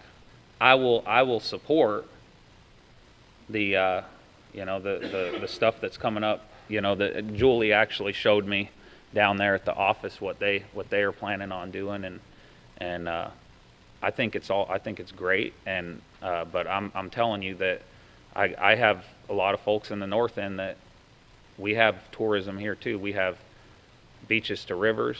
We have a lot of great things in the north end, and we need tourists too. And I think we need a share. We're a county that, and this flag in this parking lot we could have car shows, we could have events, we can do a lot of things there. The private community will have on this agenda event. It'll be, Mrs. Hartman does her market. She'll be coming up here going, well, hey, that's a great spot right by the American flag. She could put her market thing over here on the weekend as a potential location.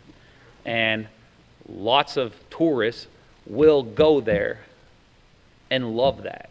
And so we've been in debates before about TDC and a check to charity. And Donnie is a good man. I respect Donnie.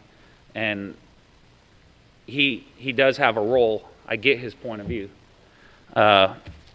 Just respectfully, I disagree because I go with, our attorney's opinion on, what we can and can't do. And I say, let's do what the right thing, and then we can get it all. We can get the stuff down in Navarre. We can get the flag, and I think that'd be fair for everybody. I think we can get everything we have today, and we're a team. The good news about the tourism funds, the best thing about it, it's not Santa Rosa County taxpayers. It's the tourists that pay bed tax at the hotel. It's not us. It's not. That is the best. So when people say taxpayer money, and it's even the sheriff today said, I'm okay with it, but just not taxpayer money. There's a lot of sentiment out there. If you all only knew how many people have come up to me in the last week, even people that are against me, whispered, they're not supporters of mine. There's a gentleman at the Milton City Council whispering, James, just want you to know, I support this flag. I don't care what they say. That is the sentiment around the community. The sentiment right now is, it is a massive majority that want this flag, and we can all together give that to them as a team. Like this, we can give this to Santa Rosa citizens. They're not gonna know any of our names in a few years about this, but they're gonna see that flag, and they're gonna love our county and our country. Just like the Veterans Memorial, that cost $800,000 in general funds, $800,000. And you know what? I'm so glad they spent that money to honor our veterans. It was a good decision by my predecessor, Commissioner Don Salter. That man was a war hero, a veteran, a fighter, a man that I love dearly. And he got it done. He got that veterans thing done. Compared to that, this is a small cost. You want to know what they did in Okaloosa County? They had TDC funds pay for a woman's veteran memorial with statues of women's veterans. You know how much that cost? Over $1 million. $1 million of their TDC funds. I'm okay with that, actually, and I'll tell you why. Because the tourists are paying for it, not our citizens. That's where the public is pretty much mostly good, and I believe we can get, that's what's great about the TDC, is I think I fully believe we can get everything we want with the budget we got. And the price for the flag is small, very small compared to all the items that we have put forward with studies and certain things, and which I agreed on some, disagreed on some, but that's the thing. So I'm prepared to I'm prepared to make a motion, but go on. Sorry, Commissioner Smith. Well, I'm not going to speak for the sheriff, but he did say taxpayers' money. Bed taxes are called taxes for a reason. It's a tax. So that is taxpayer money. He basically told you he's not for it it's my turn. It's still my turn. So what I want to do is I want to allude to the next question to our clerk of court, Mr. Spencer. If we were to pass this, what would be your natural next step? I won't issue the check.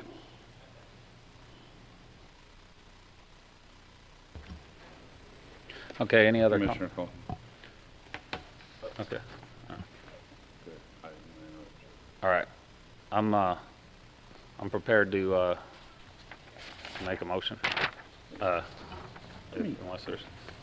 I just want to be clear that we got the funding to make the motion. That's where I'm.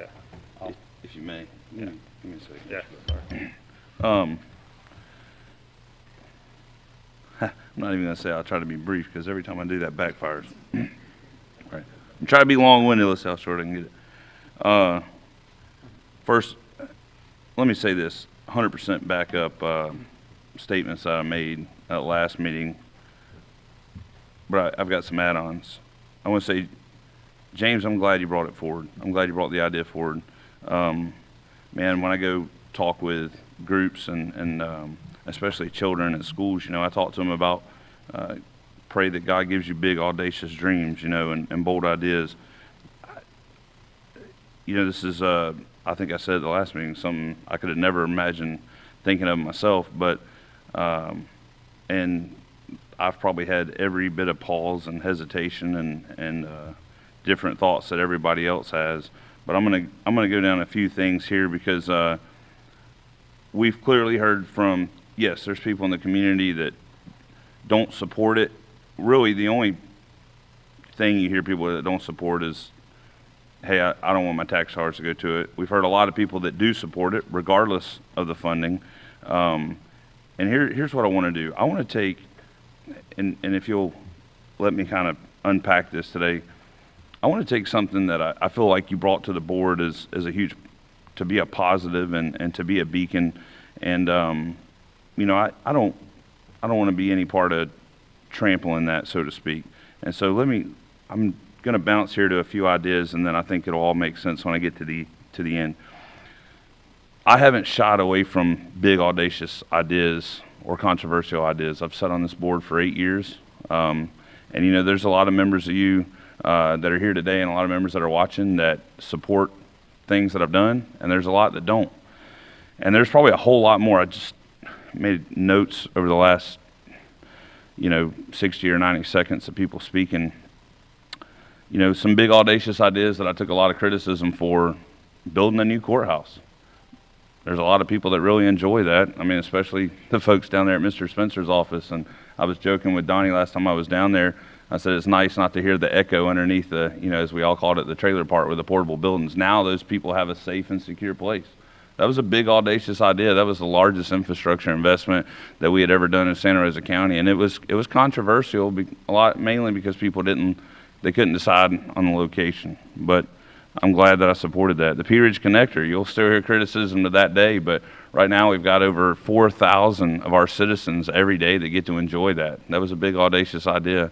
I'm glad I supported that. I thank God that we're able to do that, and I'm even more excited that we are right now actively working to continue that forward so that we can allow even more citizens to enjoy that. NAS Whiting Field, which coincidentally I couldn't even have planned this, was my wife had this on the counter as like stuff, hey, keep or throw away on the kitchen counter today. This was Navarre Press's thing about, y'all seen the news release, NAS Whiting Field named best small base in the Navy. When you go to visit NAS Whiting Field, you'll see a sign that we put up in 2019. That was a big, audacious idea. Commissioner Don Salter championed that. I'm proud. I mean, I'm the only member that was here when we did that. We spent money on that, and the community was proud to do it. But I guarantee you, because I've always said I can hand out $100 bills, and somebody's going to criticize that it wasn't in 10s or 20s. We built the Whiting Aviation Park. Boards prior to me being here had got the property, but we had to take the step to move forward with building that infrastructure, and now we see the benefits with Leonardo coming. We built the first ever splash pad. When I talked about that, we didn't even have one on the north part of Santa Rosa County. The city of Milton stepped up with a big, audacious idea. They built one. Now we got one in Pace. And I'm going to tell you, when Rob Williamson come forward to this board, Commissioner Rob Williamson, and talked about redoing the Navarre Park, that was definitely a controversial issue. And Commissioner Williamson stepped forward. I'm proud that I supported that project every bit along the way. Commissioner Peach then took the torch, and we were able to finish that. Now Commissioner Eddington is clearly advocating and fighting to try to continue the cause down there. So I'm just saying, I understand with everything there's going to be conflict, because that beautiful Navarre Beach Park, and I know you're down there more than any of us because you go down there, you'd say a lot of families enjoy that every day. I can tell you we had this boardroom packed before with a whole lot of people that were against us spending money on that. I mean, I'm getting head nods because those were the trenches of the battles of big audacious ideas. I've been there. You know, last night I was sharing with Brad. I probably should have been paying more attention. I'm embarrassed to say this. You know, pastors up there preaching, and I was sitting there thinking about this idea because I know it's highly controversial and polarizing, and I can promise you I didn't run for office to get involved in polarizing or controversial ideas. I really mainly ran because I knew we needed more parks for the kids and better roads and pace. But, you know, the fact of the matter is I was sitting there thinking about it, and I thought about the 3 Mile Bridge. I guarantee you all those folks down there in Commissioner Wright's district and Commissioner Eddington's got a lot of them that get to drive to Pensacola every day. They thank God that 3 Mile Bridge is there, and it's better than the old one. They thank God that you look at the 2-year conundrum when it got knocked out. Well, that 3 Mile Bridge, you know, it's got arches. And not only does it have arches, every night it's lit up with color changing lights. Those things cost a lot of money. But it was important to Senator Don Gates when he decided to improve that bridge to not just, they specifically in the task order and in the budgeting said, hey, we want to have something that's aesthetically pleasing. That's the entrance to Navarre Beach. And I think about that because, quite frankly, and you've heard the lady wearing the, I'm going to say it because I got one, the pro-life, pro-God, pro-gun, and pro-Trump shirt today brought up some other expenditures I've been involved in over the 8 years. And again, I'm taking a little liberty because I have sat on the board for a while. We have funded things like the Wildlife Refuge, some that she didn't even mention. We've provided all these things through tourist development funding. We've provided funding to the Milton Railroad Museum, the Creek Indian Tribe, fireworks for multiple districts throughout the county, and events, and I can think of a few. I won't even name them because I don't want them to think that it's in any way a cut, but events all the way from Jay down to Navarre, and a lot of private aid. You know, this year our tourist development fund is going to exceed $6 million. From the number that's in our budget for this his proposal would be equivalent to about 4% of that of this annual year budget. Of course, there would be ongoing costs and other things. We spend over $1 million a year to Paradise Advertising for them to promote the county. And again, I'm kind of moving off of the big audacious idea to saying, I stand behind what I said of people don't drive to Santa Rosa County. I shouldn't say people, okay? I'm going to say a lot of people don't necessarily drive maybe just for Clear Creek campgrounds or just for Adventures or Unlimited. Probably most of them do mainly drive just for the beach. But I think Julie White and other tourist folks I've talked to said a lot of them get down there and they get sunburned on the first day, or they spend a day or two on the beach, and then that's why we have the Beaches to Woodlands tour, and we promote all different facets.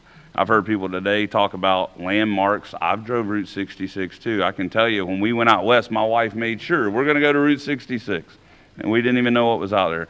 I can tell you when I went through you know, Roswell, New Mexico, I've got the selfies on the phone. You pull over and see the spaceship. Fun fact, they've got the 10 Commandments on the front lawn of their courthouse in Roswell, New Mexico, along with a tank and some other war memorials. So I do genuinely believe in my heart. And so I just want to say that. Like, I'm not, and that's fine. I mean, obviously, me and the clerk have vastly different opinions on a lot of things, and that I do understand and agree with separation of powers and checks and balances. I'm just saying I don't, just because somebody doesn't feel that it's tourist related doesn't mean that I don't feel that it's tourist related.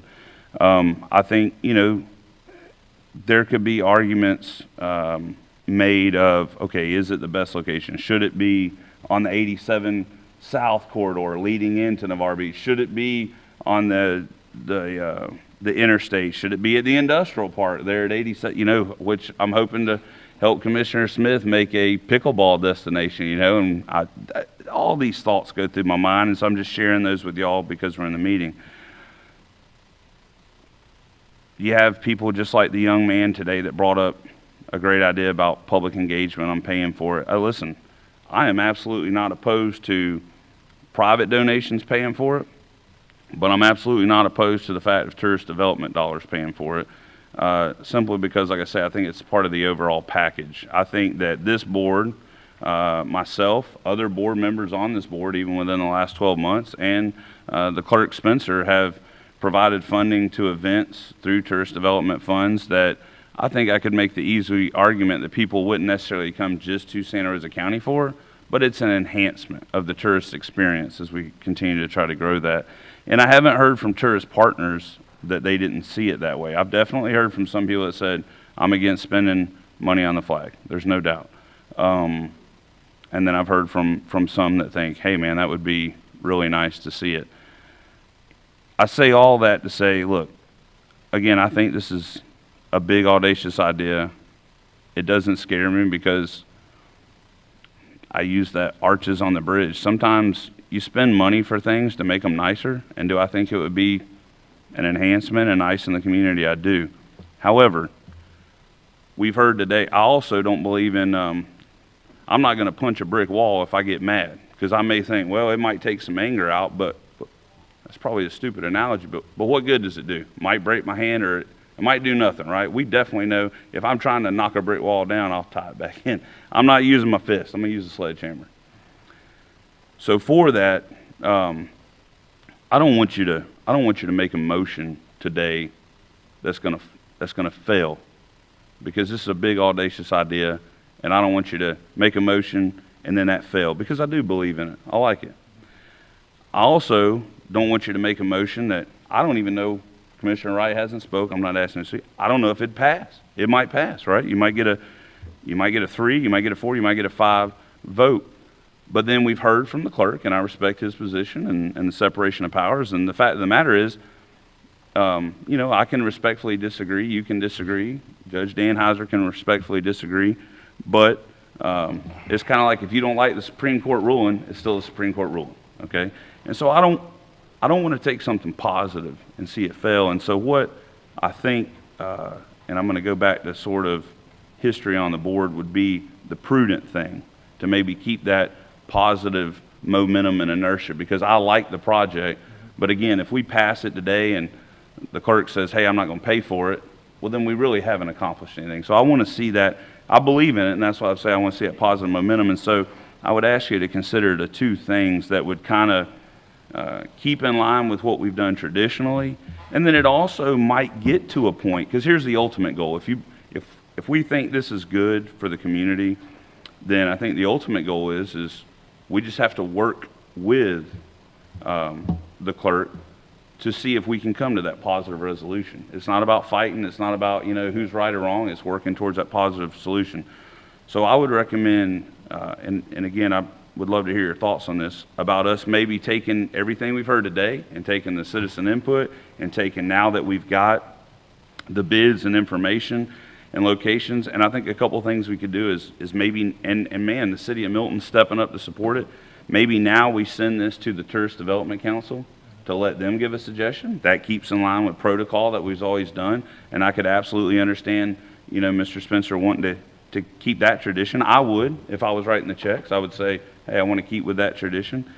And then also, quite frankly, it would not be fair to not only my board members, but it were, let me say this. I think you could get a more robust interaction and transparency that I know we would all want. And we all sometimes get put in, hey, you've seen Colton when he was chairman, and we had some economic development issues that were time sensitive that we had to take action on right then. But since people didn't have all the information prior to the agenda being published on Thursday, it's a lot. I mean, yeah, I've got strong feelings on this issue, but regardless of any issue, even if I support an issue, I like to have the information. I know y'all like to have the information more than a couple days. And so I'm just thinking it might help this move forward if the action today was not necessarily a hey, this is a hard line, but let's send it to the Tourist Development Council. And then and then you can continue to work on that. You can definitely continue to work with Mr. Spencer and say, hey, where would we need to be for you to be comfortable? Because again, if we're going to support it, and I think every member on this board loves the idea of a big flag, but we may have different degrees on where it should be located, we've heard, or how to pay for it, but work with him on what does it take to get a win. I don't want to just get to the 50-yard line and say, we got it there and now it's on it. I'd rather see you get all the way to the end zone and make a touchdown. So I think the proper thing for the board today, and not pigeonhole us and you could just stick with the fact that, hey, we didn't have all the information when the agenda was published, is if this board felt comfortable, we could send it to the Tourist Development Council to ask them for a recommendation. And then in the meantime, you go work on it. And that way, when it comes back to the board, I think you got a better chance of maybe getting that all the way to the end zone. You know what I mean? Yeah. And so, anyway, Commissioner Smith, I see you got your light on. Thank you for your patience with me. Commissioner, I appreciate you holding his hand, taking him through this process, but I'm not in the mood to handle this more than we've already handled it today on another meeting. So we're looking at an hour plus that we've belabored this. I don't know how much we've paid employees and staff to sit here and do this, and we're going to push this down the road. That just doesn't sound like a great idea to me. Number two, we already know that Mr. Spencer's going to not write the check. I want to ask our county attorney, what would be our next step? Under Florida law, each check issued by the county requires 2 signatures, the chairman and the clerk. If either one doesn't sign, the check doesn't go. So would this result in going into litigation, possibly, if we got into this? Unlike some other counties, I would strongly recommend any litigation between. Well, that's what I'm trying to say. I'm looking at our neighbors and seeing what we're having as far as checks written and not written by the clerk. And that's where we've got important work, gentlemen. We've got really important work to get done on this board. That flag is very important, but there's a reason why we do not see government getting involved with these contests. The minute we build a 207-foot flag and put it out in this parking lot is the minute that Burt's Harley-Davidson in Clearwater puts up a 209-foot flag. Now we're in competition with private industry. That's not what we're trying to do. And I know I'm going to get put out there as being anti-American. That's fine. Everybody knows where I stand. You can try to paint the pictures you want to paint. As a fiscal conservative Republican, this is insanity. The young man that was here earlier that had to go to school, I applaud him. Bravo. Yes. This is something that a 501(c)(3) needs to be started. Shoot, I'll start it. I mean, it takes a little bit of work. We have Chris Dosif over there. I'm sure he would give some guidance on how to direct these things. You might even have TDC availability at that point. But for us to sit here and belabor this is just the stuff that makes me pull out the rest of my hair. And I'm going to tell you right now, I'm not for kicking this can down the road. If we're going to get this done, I'll sit here all night. We'll get it done. But kicking this down the road I don't know how long you've had to get this done, and we're still going to kick it down the road a little further. I'm not for it. Mr. Chair. Hold on, if you will. Commissioner, I'd like to afford Commissioner Wright the opportunity to speak. Okay. Thank you, Mr. Chairman. The idea that anyone would try to paint anyone into a picture, that anyone that doesn't fully support something at the outset as un-American is a very un-American thing for people to do. I heard a lot of different comments this morning, and I'm an extremely patriotic, God-fearing person.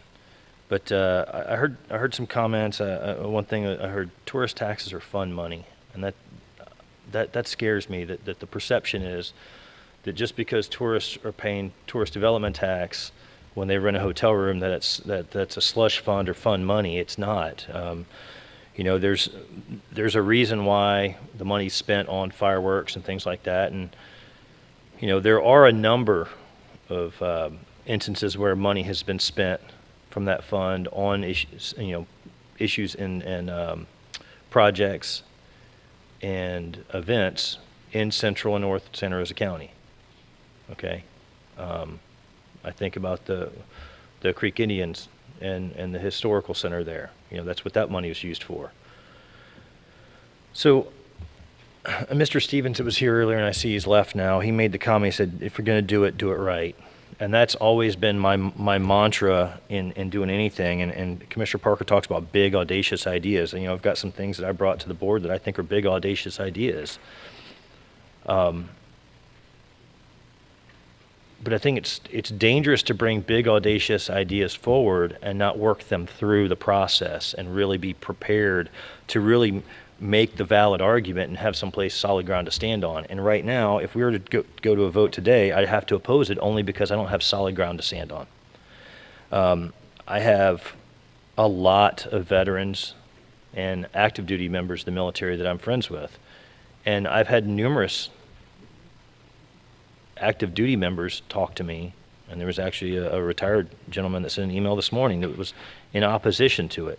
And in opposition only because the perception of why we're doing it and the perception of how we're going about doing it. It appears to be very, very pushed very quickly, and I think that's where the pushback is coming from. We don't know all the answers. Look, I'll tell you right now, I'll go on the record. My business, the Tool Shack, I'll put the first $1,000 down to help pay for it if it is a private-public partnership. I think that this doesn't have to be a complicated issue. I think, but you have to take the steps. One, you have to identify the appropriate place. And you really have to identify the appropriate place. The admin center may not be the appropriate place. Maybe it's somewhere on I-10. Maybe it's somewhere else maybe it's in the city near the Veterans Memorial Park. There's a lot of opportunities, but until we identify what the true best location is, particularly if you're going to try to use tourist development tax, how do you tie that? How do you make that case? That's what we have to do if we're going to look at using those dollars. And I think you get private enterprise involved. I mean, we're all referencing Camping World's flag on Highway 98. Has anyone called Marcus Lemonis and said, hey, throw a couple $100,000 our way? He could certainly afford to do so. Has anyone had a conversation with Leonardo and say, can you guys put $10,000 towards this? Has anyone talked to FPL? I mean, there is so much opportunity for this to be a win for everyone and it to be an opportunity for the community to really come together. And instead we're putting it on 5 members of a board to make a decision very quickly when we just don't have all the facts. So I can't make a decision today to support it just because we don't have the information. I want to do it right. I want to support it. But give me the reasons to. And Commissioner Calkins, if you want to spearhead that fundraising effort and going down that route, great. If Commissioner Smith wants to do it, Commissioner Eddington, somebody else wants to spearhead it, whoever.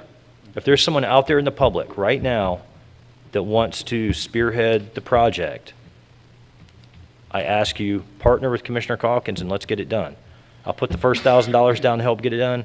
I think it wouldn't take that long to really do it right. And I think it's a big, audacious idea. That's a great point, Commissioner Parker. I just think there's a better way to get there. Okay, and I fully respect y'all, and I agree. We just got the bid on Tuesday, and I don't want anything to feel rushed. I like what Commissioner Parker said about running it through TDC. I believe that TDC is absolutely the best way to fund this. Now, we do got a dispute with the clerk, and the clerk had an issue with this particular location. What I can do is I can go and try to speak with the clerk and see if we can get them on board with a proper location where TDC funds can go to this. I think that's the best route possible because TDC funds, basically, most of it does get spent in the south end, and all we're asking is that some of it, just about 291, that we get a little love in the north end. That's the only. So what I would like to ask, and I need votes from y'all. So, and I don't want to throw this up and it go down like Commissioner Parker. I respect every one of you. We're all elected independently. What I'd like to do is move it to TDC, go meet with Donnie after this, discuss an area that he feels that, you know, will work. And if that's okay with, if three of you will be okay with that, If I could, and thank you. I forgot a couple compliments, and I mean this when I say this. Thank you, Mr. Spencer, for at least, thank you for making sure we got checks and balances. Mm-hmm. Thank you, Carrie. I'm gonna call y'all first name, not disrespectful. That's just kind of Thank you, Commissioner Smith, for doing that. I already said thank you, Commissioner Calkins, for bringing it forward. Mm-hmm. I'm gonna skip you and come back to you. Watch this. That's okay, I don't care. Thank you, Commissioner Wright, because you know I always value your input. And Commissioner Eddington, I forgot earlier to say this because it is a lot. I'm trying to actually listen and then recall thoughts. Commissioner Eddington brought up an amazing thing last time we talked about it, and this is where I want to say something positive, and then I will tell you my suggestion. You bringing this idea forward is already led to great things. It led to that healthy discussion Commissioner Eddington brought forward about having the flags out front for the veterans. I can tell you that staff has worked very diligently on that. I've had several meetings with them, just obviously because y'all said I'm going to be the guy that's having to sign all the checks and run meetings this year. But I will tell you that prior to our meetings in April, you will be extremely glad. And this is where I'm giving you a huge kudos. Thank you for, through you bringing this forward, we've cultivated good things. You will see where we will have, there'll be some changes out here with the number of some of those poles that aren't actually flag poles will be gone. You will see, and we're working on planning that. Once we have everything and the dates, we'll make sure we obviously give y'all plenty of heads up. I personally think it'd be great to try to have a representative here from Whitingfield as well as Hurlburt, and really invite our ROTC members from, say, Milton, Pace, Navarre, if they want to come out, because it's a great idea to see all, I had been saying 5 branches, but I forgot about the Space Force, so all 6 branches of our military is something that folks can get behind, and I think having them kind of come here as an inaugural, and they could raise the flags celebration, you'll be pleased it is actually a very small dollar amount to be able to get that in. But I thought it was important to publicly recognize. That's why when I say big audacious ideas, even if today we haven't concluded the final destination, there's already positive things that have happened out of it, and I appreciate that. Here's what I will say, and I think that I owe you this. I think I owe the other commissioners this and the community this to, sometimes through sort of experience, and that's why I appreciate every comment that was said the last meetings. I appreciate every comment that was said today, because really that's helped me solidify, after listening to you gentlemen, I think a positive course forward. I don't, to respect not only Commissioner Smith's wishes, but I think genuinely everybody involved, what I would recommend is I will fully support if the board supports you working on the project. And what I see that being like is a facet of what you've heard cumulatively today. You could go to the TDT with more of a branch out of, hey, what do y'all think about the idea? Where would you want it? Another thing I would tell you to work with staff on is this is sort of a parallel road. I think I would be open to it. Well, I know I would be, and I bet these other gentlemen, when you hear, would be open to, if it becomes a public-private partnership, if it becomes privately, where I would see that when you brought that forward is the county we could have the land spot. And through that input from TDT, it might be the admin building. It might be the I-10 or the East Milton Industrial Park, or it might be down at the courthouse, or it might be Navarre. I don't know. I don't know where it would want. I personally think the courthouse on Avalon, yes, would be a fantastic idea, right in front of the beautiful courthouse that we know is going to be an expansion. But again, I think you could get those tourist experts on it. And one other idea I had, and I apologize, I forgot this earlier, I thought about this morning, was we could use what you saw our school district use when they were looking at naming the new high school in Navarre. They took a board and they kind of honed it down, and said, okay, is it the courthouse? Is it downtown? Is it here? And then they put it out. They put it out for a survey, and now you have public engagement and buy-in. And again, it's taken this big audacious idea and it's continuing to have positive momentum.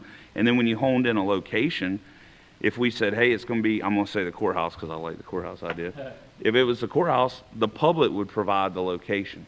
But through private partnerships, through a nonprofit that could be set up, and you absolutely, nobody better to chair that but you, could work on that private fundraising. And you heard the young man, you heard Mr. Garner, we've heard other people that said, maybe that is the route. Because right now, that's, we have to look at, again, there's no reason to vote for something, and I think you've heard today clearly, there's not support to say, well, we're going to vote for this, and then the clerk to say, hey, we're not doing it. It's no good. So let's work towards that positive momentum.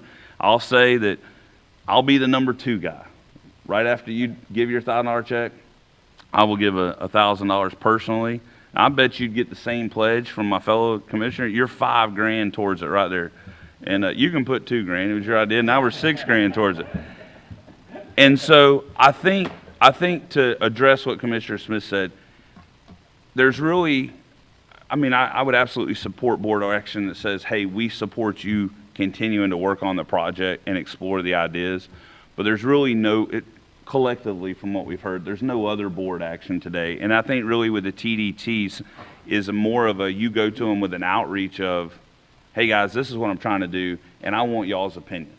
And you take that and you bring that, and once we have something solidly behind that, and you'll be working with Mr. Spencer behind the scenes. Y'all may get to a point to where maybe TDT could be part of it. Maybe not. Maybe it's purely all privately funded. And you might find some philanthropic people in the community that'll write some really big checks. So if you want, that's where I think. Does the board kind of feel comfortable? Really, we're tasking you by saying, I think you've heard everybody say, we love the idea, we support it. Even our sheriff, he loves the idea. It's just that niche about funding, and I appreciate the comments by everybody. And so I'd like to acknowledge the positive that's come out of it, and I want you to continue to move that positively down the road. And so that would be my suggestion. If you're looking for formal board action, I would ask that maybe that motion be that we support you continuing to explore, like work on the project. You know what I mean? Because we don't know what it's going to look like when it morphs out. But I think you've clearly heard.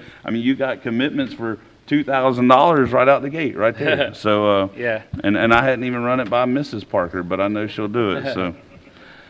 All right. Well, after hearing all the comments from everybody, what I would like to ask is, so what I'm getting at is, we got a price here. They don't have to go with it. They can't. But we got a good deal on we got information about a company that can do it for $291.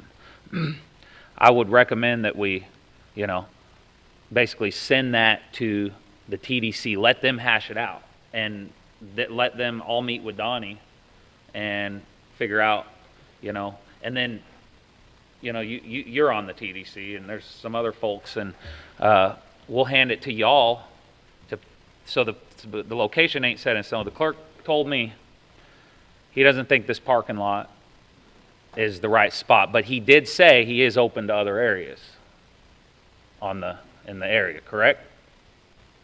Okay. You told me that you don't believe that this parking lot qualifies as tourist, but you said you are open to other areas, and so that's what I would be open to the Tourist Development Council coming up with a location. What's that? I would be open to the Tourist Development Council coming up with a location that they think it would really draw tourism. Okay, well that's perfect. Okay. I didn't see how the county parking lot would draw tourism to this parking lot. That was one of my big issues. People come here to pay taxes. They come here to get documents filed. We don't have people from out of the county coming here to do business. So if you got it in a tourist development area, which there's several throughout the county, I could see how that could possibly benefit that, but I would leave that up to the Tourist Development Council to come up with a recommendation on that. Okay. And let them decide. All right. I'm prepared to make a motion if everybody's ready? Okay. I'm going to make a motion to send the current $291,000, now that's not decided bid, but $291,000 project for, because we had two companies and we don't want to go with the other one. Let me read it. Keene Enterprise LLC, U.S. Flag and Flagpole Company. Send that to the TDC, and for the TDC to make a decision on this, and that I work with the clerk of court and work with everybody involved, and that we move this forward for our veterans, our military, and I do so without objection. Yeah, not going to object. I was just going to say maybe Okay. if the wording, we could just ask them for their suggestion. And in regards to location and or what they felt would be a comfortable funding level, and 100% support. Yes, and to ask them for their suggestion, 100%. Now, we need to let them know what it's gonna cost us every year Yeah. to replace these flags and all that too. We need to let them know this. Yeah, we'll Up get them, front. we'll get them Okay. all that information, and see, we got a bid already that's better than the other, so we'll send that. I do so without objection. Hearing no objection, the item's moved. If you'll wait, ma'am, we had public discussion earlier on the item. I'm sorry. Yeah, no, ma'am. All right, we're going to go to Community Redevelopment Agency. Item number 2, continued discussion about CRAs and overlay district. I believe this is Commissioner Wright. And then real quick, it is, Lord, I can't believe it's 10:45. If y'all will, let's try to, just so we can expedite, try to make a 5-minute restroom break. Is 5 good for you? Please. Yeah, and then let's all try to be back within 5 minutes to get rolling. Thank you.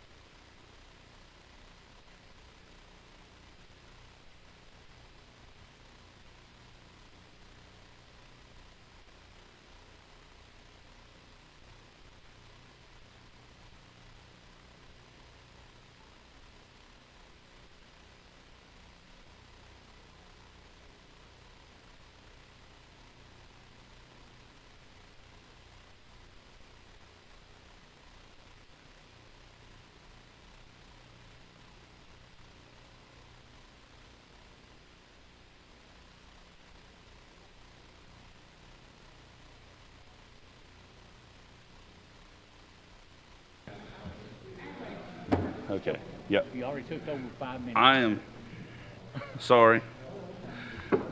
Thank you. Thank you to our audience watching online for sticking with us. You had enough time for a snack as well. Okay, next we are going to go to Commissioner Wright. You've got 2 items, so I'll just turn it over to you. Thank you. Thank you, Mr. Chairman, and thanks for giving us that break.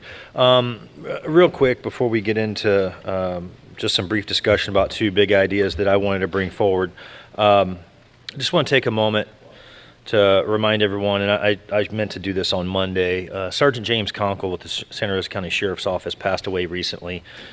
And to all that knew him, knew he was a very vibrant, energetic, and honest person. And just want to let his family and other friends know we're thinking about him.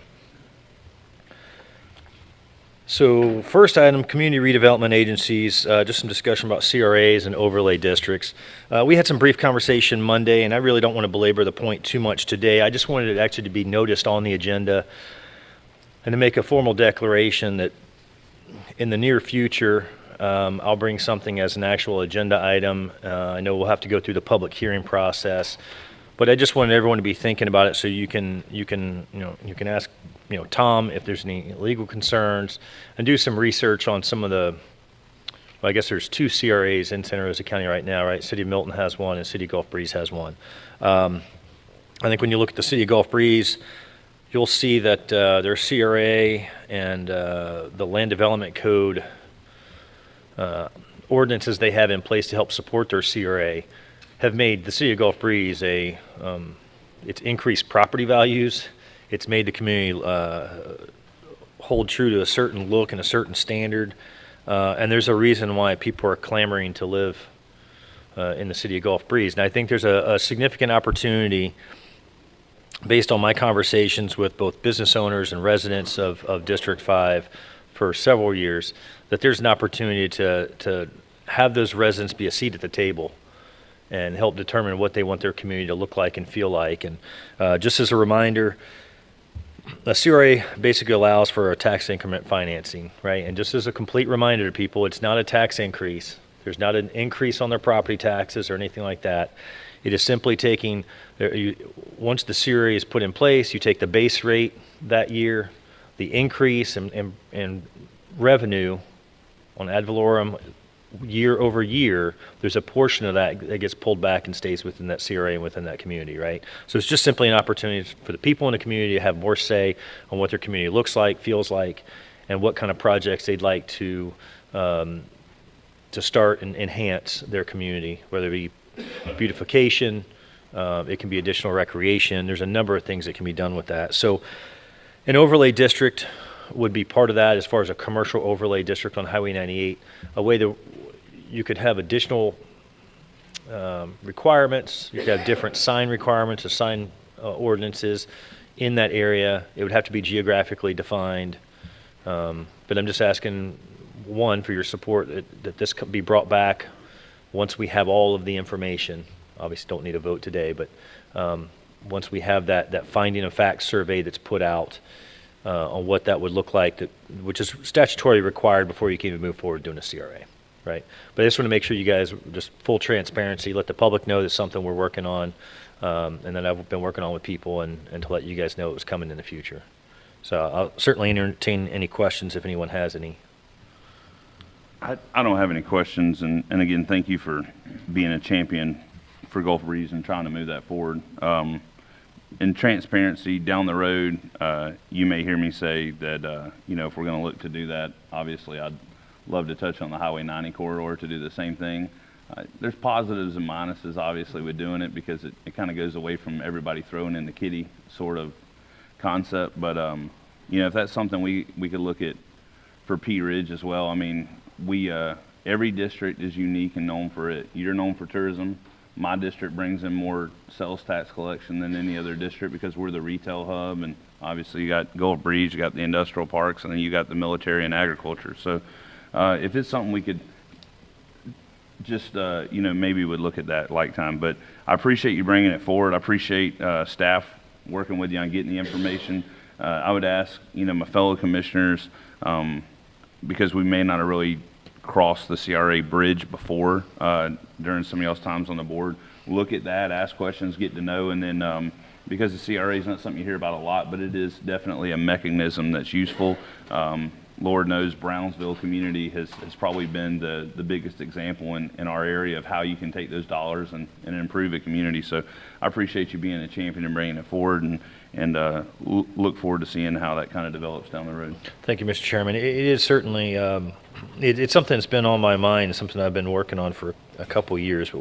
It's kind of taken a back seat based on a number of other issues that come to the board. And I really do think it's somewhat revolutionary from a county standpoint in Santa Rosa County, but I think it provides a roadmap for a number of communities within the county. I look at the Pace area. I think Pea Ridge is a good example. I think the heart of Navarre. I think there's a lot of places where it could be beneficial moving forward, and I just think somebody has to be the first to kind of step out, kind of let's put it together, see what it looks like, and then see if that's a good example. And then if district commissioners throughout the county want to bring that forward to expand, I think that's certainly an opportunity. Yeah, I just had one question, Commissioner Wright. So I see it, a lot of the municipalities partake in this, and that it's just a question. On a county level, we would be drawing up districts basically to handle this, wouldn't we? So the way it works is once you have a finding of fact, basically a finding of necessity, it's basically a survey, a statement that's put together. Once that's done, we would come to the board, and the CRA would be separate from an overlay district while they work hand in hand. Okay, overlay district would be done via land development code as far as any additional ordinances or changes in land development that would be tied to it. That would be separate. The CRA itself, state statute requires a board to be set up, and that board can be 5 people or 9 people. So at that point, it would come back to this board for us to look at how we want to set that up and what it looks like. The City of Gulf Breeze, their CRA board is also their city council. So if they have an item that's going to come up before their CRA, they're oftentimes, much like we do in a public hearing, we'll suspend the regular meeting, go to the public hearing, right? They'll suspend it, go to the CRA, take on the agenda item, and then adjourn that and go back into the regular city council meeting. Escambia County, their CRAs are also their board of county commissioners. Personally, just to kind of telegraph a little bit right here, I don't think that's the way to do it. I think if we're going to do it, if every commissioner wants to have a say in what happens in the CRA, I'm comfortable with that. Particularly if we're going to have additional CRAs in the future amongst the county. But I think it's important to have people from those, representatives from those areas there. So I think if that was the direction we were going to go, I would recommend that we have a board of 9. Although more people sometimes complicates issues. I think at that point you could then have 4 people from district that would be part of that CRA board in addition to the 5 commissioners. And then they're put in staggered terms. So let's say Pea Ridge, for instance, was the next one. If a CRA was created there, you'd have the opportunity to rotate somebody out, and there'd be someone from that community that represents. Once again, my goal here is really just to allow the local community to have more say in what they look like and feel like, right? I mean, Jay is Jay, Milton is Milton, Pace is Pace, Navarre is Navarre, and Gulf Breeze and Midway they're all unique parts of the community that all make up one county, right? But they all have a slightly different look and feel. They have a different mindset about what they want their community to look and feel like, and that's really just the goal here. I will, and I kind of mentioned this, I'll just say this as I say, I really do encourage, and myself included, it's not something we deal with all the time, to relook at that. The one cautionary tale I have, as I had mentioned, is it kind of takes away from the concept now where, we're all one county and then the kitty is, it definitely could have some budgetary, it will have budgetary implications, and I just ask us all to be aware of that when that time comes, because quite frankly, the areas that would be disproportionately affected, if I will venture to say, would be actually districts 2 and 3, the more expanse and rural areas, because what basically y'all are being to kind of understand is it keeps that money down there. And so right now, when you deal with, especially in the rural communities, quite frankly, they don't have the tax base in a lot of those areas that that the condensed areas do. So that's why I say I look forward to conversation. I just ask y'all to, it's very important to look at how this could affect, and quite frankly, it would affect y'all's districts more than any other district. I'm not saying that's positive or negative. I just think we need to weigh it out like we do every decision. And I'm glad you brought it forward. I have no doubt it'll be something positive come out of it. And that's exactly why I wanted to bring it up. I wanted to be completely transparent and give everyone plenty of time to look at it, really do some research, talk to staff, talk to Sean Ward about it, look at some neighboring communities, both communities within Santa Rosa County that currently have them in some municipalities, as well as, look at Okaloosa County examples, Escambia County examples, that kind of thing. And just so everyone has an informed, just a basis before we really bring it to the board for a formal discussion. Thank you. All right, Commissioner Calkins, any comments? Yeah, I just want to say that I appreciate your efforts of bringing this up. I still got to do more research on it and learn. I'll have a meeting with staff and get as much information as I can related to this on pros, cons. But I'm thankful to you for bringing up these ideas and being proactive. That's what we all need to do, is come up with ideas. We may not agree on some of them, but it doesn't hurt to try. And so thank you, Commissioner Wright. I'll meet with staff and get all the information I can, and hopefully we'll move forward on this. Thank you. Before we go to your next item, sir, did you want to comment? Just give them your name and all again. See if I learned anything. John Zamoniak, East Milton, Nichols Creek. Thanks for bringing this up. I've got a few questions for you in terms of trying to flush this idea out. Number one is when I read the requirements of what community constitutes being available or qualifies for this kind of designation, I'm not sure that area does. It seems to me it's for underserved communities, areas of dilapidated brownfields, failing infrastructure, a lot of those sorts of things. And so, at least for me, to develop the purpose and need. What is the purpose of this? And the purpose to me sounds like that local community can keep the cream off the top of one of the highest taxable districts in the county. And at some point, a hurricane's going to hit your community, and you're going to need the rest of the county to come to your aid. It's a fact. So what I would want to know is, from a budgetary standpoint, what is the impact on the rest of the county in the ensuing 10 years, 15 years as these property values increase? Where is that money, and then who's going to make up for it? Because the expenses are going to continue to increase for the overall county. I don't necessarily see where it's a good thing to fragment the county by the haves and the have-nots. If you can dispel that myth, if it is, or theory, between the haves and the have-nots, South County, North County. And then what would the money be used for that would benefit all of Santa Rosa, or is it just for the folks that live down on the beach? But to develop that decision support, that's what I'd like to see, or have the staff do, to further identify the purpose for this and the need. I could certainly say there are a lot more areas in Santa Rosa County that might qualify for this, particularly on the underserved community aspect. Thank you. Thank you, sir. All right.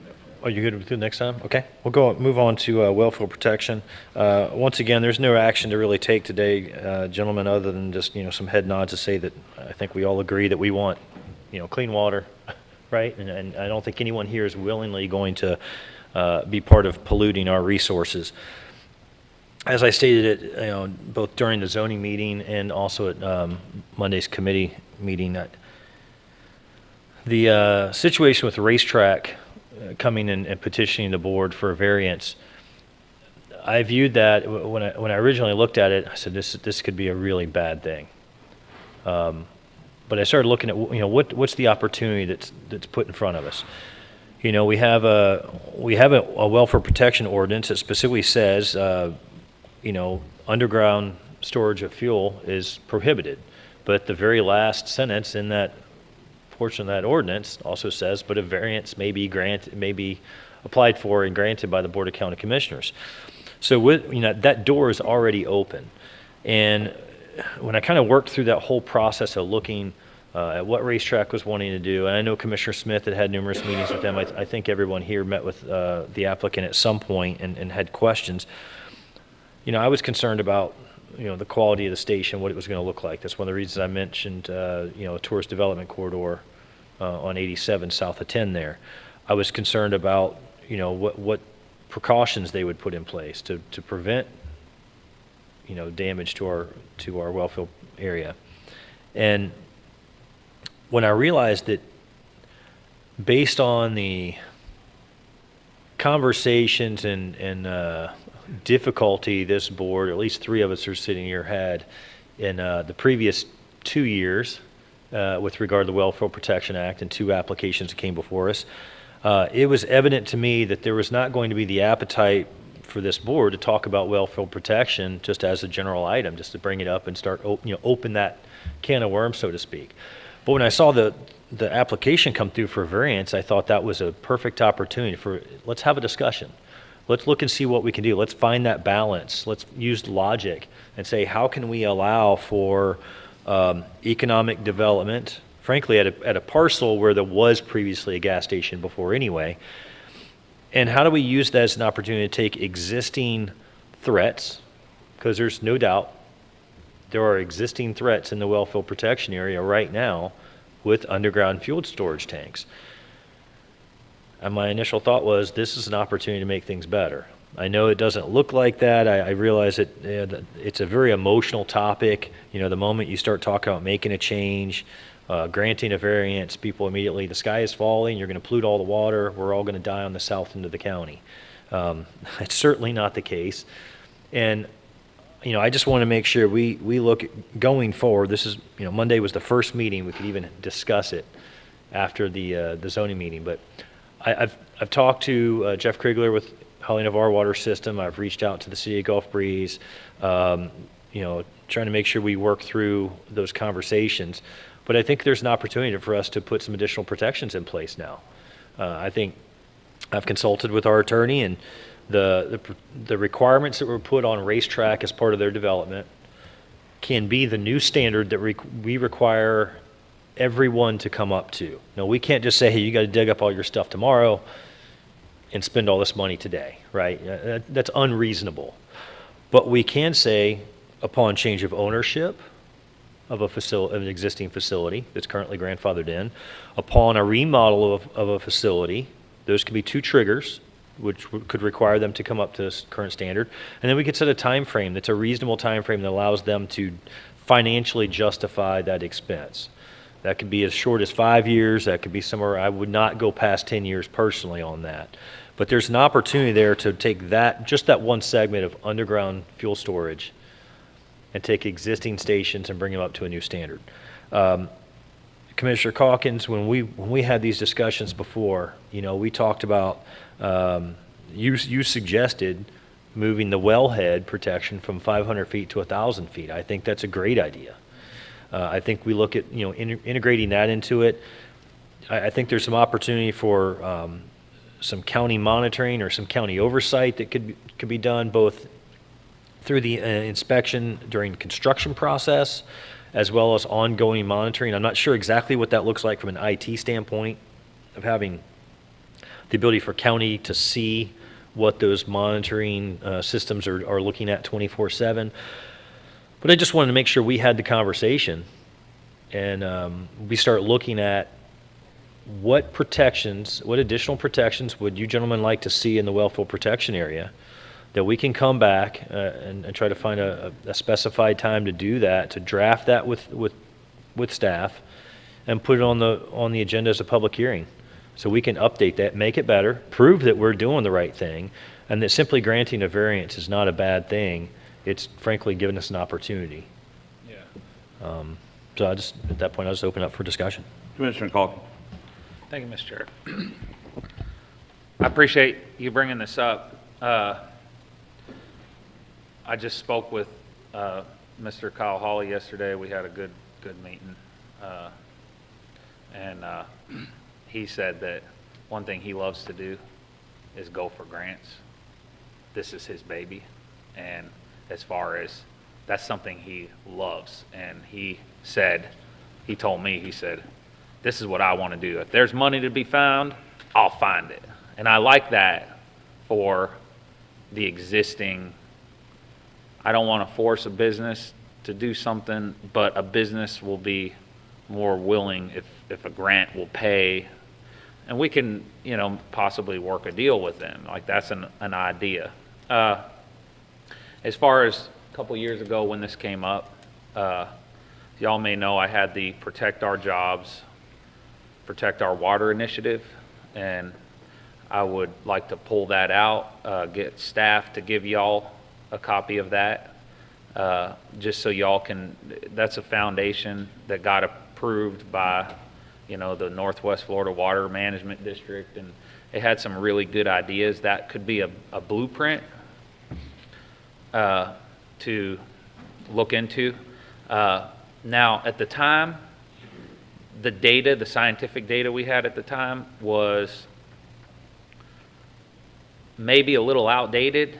What I would request before moving forward in this, and I'll ask staff, I want scientific data. I want, you know, so this is the kind of situation where you probably need a study, which I'm not a fan of studies, but I want to make sure that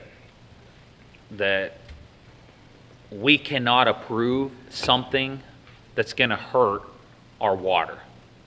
That we are banned, that 3 commissioners can't come up here and change something. That there is not only restrictions, but there's real restrictions to protect the wells.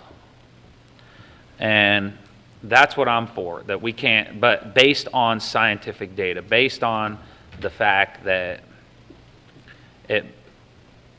it's what it's the certain feet between the wells. We have a lot of businesses out there, and we have a lot of, you know, businesses like the gas stations and things that we have upcoming things that will come before this board, most likely, that we'll have to decide on. And I believe every one of you gentlemen care about the water, want to respect the water, but in 5 years from now, there may be 3 commissioners that don't care about the water. And they can pass something that could hurt it, and we don't want that. So we need to put real protections in place that really protect the wells, not just some big line around the whole thing that says, and then all of a sudden the board can say, oh, well, we can pick and choose what to approve, what to not. That's not a orderly system. So what we got's got to change. But what I want to do is I want to meet with, and I advise all y'all to, meet with our water companies, meet with, you know, we got a citizens water committee that's sitting out there. Mrs. Carmen Reynolds is a very big advocate, and meet with her. Let's work on this together, and let's all. Now, I know whatever we put forward, not everybody's going to agree 100%. It's just impossible to do that. Let's just try our best to do that. And but I would just ask one thing is, I think the first step is doing some kind of study and getting real scientific data, and then we can go from there, and that'll give us ground to basically move forward. Thank you. I've got 2 comments to make, but I saw somebody coming up. Do we have anybody to speak on this item? Anybody, if you'd like to come forward? I'm not going to make y'all wrestle for who comes first. Good morning. Well, I was trying to be nice to the lady.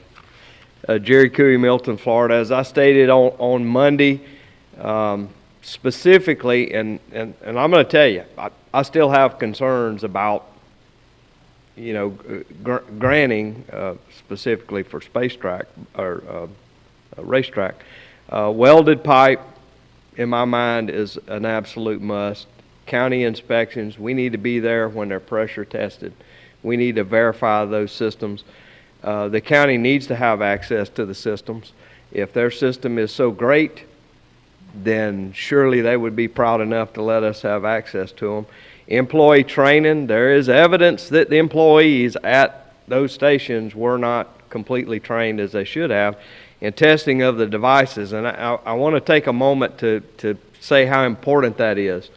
In my work, we had a device that only maybe needed to work one time to save everybody's life, but we tested it every month or we tested it every 2 weeks. You have to know that when that level safety low or that level safety high trips, that an actuation is going to occur to kill the flow of fuel.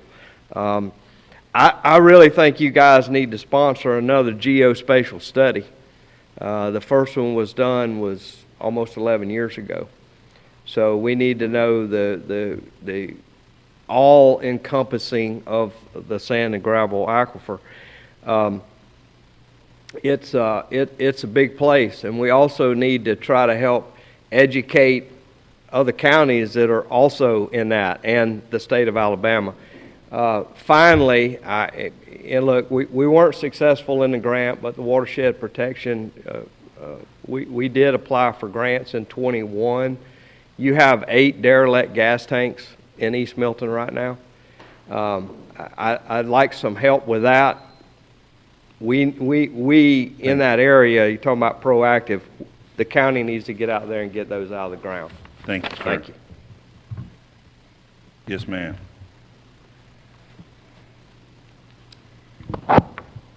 Carmen Reynolds, Navarre. Commissioner Smith, on Monday, you mentioned the rail lines. In May of 2022, a retention pond blew out behind Cambria subdivision, coming dangerously close to the railroad tracks, and in a heavy storm could be washed out, contributing to a derailment or a derailment of hazardous materials. There needs to be an emergency contingency plan in place for this eventuality and shoring up immediately of that area near those tracks in the interest of public safety. If not, our aquifers could suffer. And if this isn't enough, the City of Milton, as we speak, has applied for 2 permits to put Whiting Field, which is a Superfund site, wastewater pumped underneath the Blackwater River onto 38 to 77 acres in the Wellfield protection area, after tying into the most problematic prison lift station already in the WPA, which overflows with rains. All this via spray fields where neither PFAS, pharmaceuticals, or personal care products are removed, which research indicates can contaminate groundwater. Ask the physically sick citizens in Delaware or relatives of the deceased suing for $204 million because of nitrification of their groundwater. This cannot be allowed by our county. Remember, there is already a known PFAS release in the WPA near a Fairpoint well. I will close with this quote from Science Direct, Volume 8, August 2022. Survey of per and polyfluoroalkyl substances, PFAS, in surface water collected in Pensacola, Florida. Aqueous film-forming foam is a primary source of PFAS, and Santa Rosa County is among those with the highest detectable levels of PFAS in drinking water, groundwater, and surface water. Let's get serious and fix the existing problems before this board contemplates adding even one more thing in the WPA and muck up our aquifer. Thank you. Thank you. Yes, ma'am. Sherry Chapman, Pea Ridge. One of the things that I would like to caution to get done here is that these chemical plants that we have, they have an alarm that goes off, but it is triggered by someone at the plant. It has not been that long ago that citizens called and said, "Do you have a leak out there?" And we were told, yes, and we asked, why did the alarm not go off? Well, we didn't deem it necessary. Okay, when we have people that are fighting fines and have to go through rigorous, if DEP and the county is notified that they've had a leak, then we're behind the 8 ball.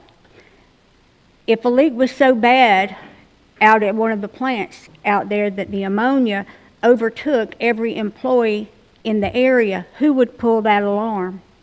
There would be no one. And this is what concerns me about putting these tanks with alarms. You have people that are probably high school graduates that will be in charge of our water aquifer being contaminated. when the alarm goes off, it needs to go off someplace besides that station. Our emergency management needs to have a way to know that that went off so that they can go out there and respond quickly. This is something that we don't have right now with chemical plants. I have ammonia that is produced and stored within a mile of my home. But yet it's going to take a human being to pull that alarm before citizens around know to shelter in place. We've got to do better. Thank you.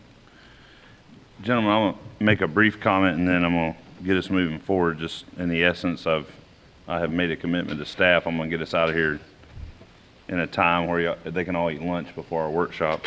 The only thing I'll comment on this moving forward is ask Kyle Hawley, or I think you mentioned him, to look at, and I think the board would support it. It never crossed my mind before today, and I appreciate the input from the citizens that helped me think of this. Any possible grants, or even if one day this board could consider putting a small amount of money, or even Tourist Development Council could explore statutorily, if it would qualify, since we're talking about the drinking water at the south end, some grant opportunities for the existing things. I mean, Lord, if I got a gas station, it's going to cost a ton to swap it out. I may not voluntarily do it, even if I got a little leak you don't know about. But if we could offer some money to those existing stations to get them up to that new thing. And then my only second thing I'll bring up is I had one gentleman that had told me, you know, drinking water outside of the wellhead protection area is important too. So maybe we look at, once we shore up something, if it's important for those people in the south, my God, I want you to have clean drinking water up towards Allentown and me to have clean drinking water. So maybe we need to look at that holistically. But thank you for bringing it forward, and we'll look thank forward you. to it. One quick thing. I'm proud to be a high school graduate. And number two, just end on a high note here, Pensacola Presidio Bay Estuary Program. The U.S. Senate, thanks to Senator Marco Rubio and Senator Rick Scott, pushed through the National Estuary Program designation for that organization, which, if everything goes well, that means that will open up a significant funding opportunity on a recurring basis for them of somewhere between $750,000 to $1 million a year, and opens up a ton of opportunities for us to continue to clean up our waterways. So while it was a separate topic, I just want to make sure to let everybody know that's very significant news that just came out. Yeah, no, thank you for saying that, and thank you to Commissioner Bob Cole, had worked on that for years, and Commissioner Wright has represented us on a national level for that, and so thank you. All right, we're going to go to the consent agenda. I'm sorry, you're right. We did have, Carrie, I got you down for item number 4. I apologize. That's all right.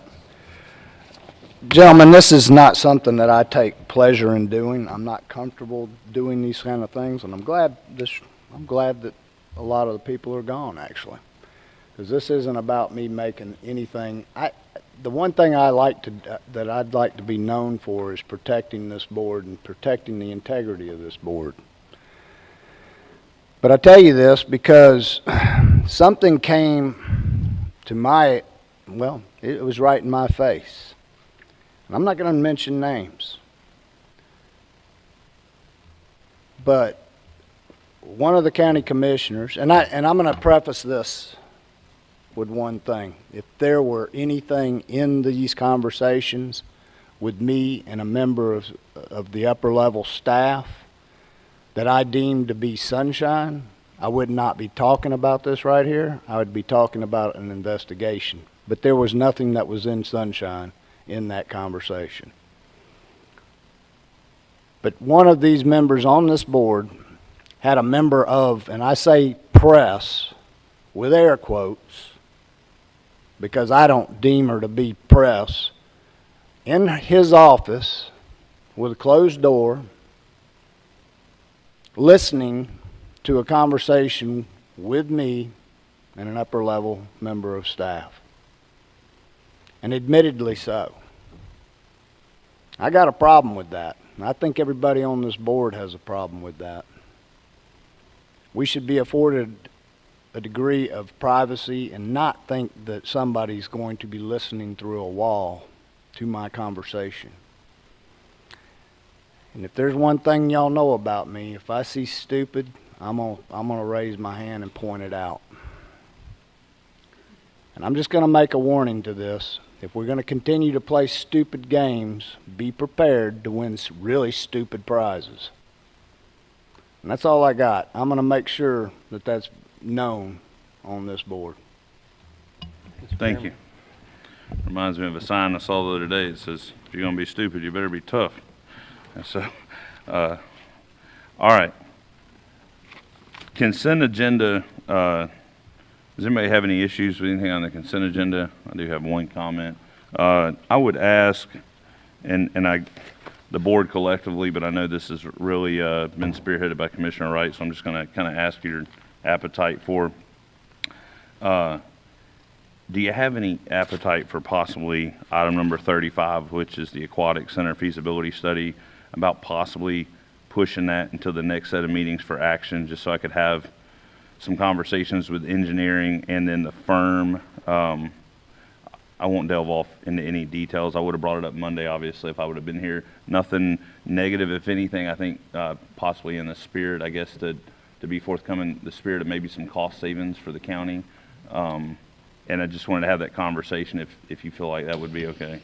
Yeah, I've certainly got no problem with it. I know that, that they had met with staff on kind of laying out the scope of what that contract would look like, but if you haven't had the opportunity to sit down and meet with them, I think that's a great opportunity. Yeah, I would encourage everyone to do so. I read over the entirety of the backup, which included the scope and all. I just wanted to see if there's any way we maybe could drill down for some cost savings for some things ancillary, but if you're okay with that, I know it pushes it just slightly, but just to hit a comfort level. Next meeting in April? Absolutely. Perfect. Yeah. Staff can just go ahead and plan on for sure having it on the next meeting.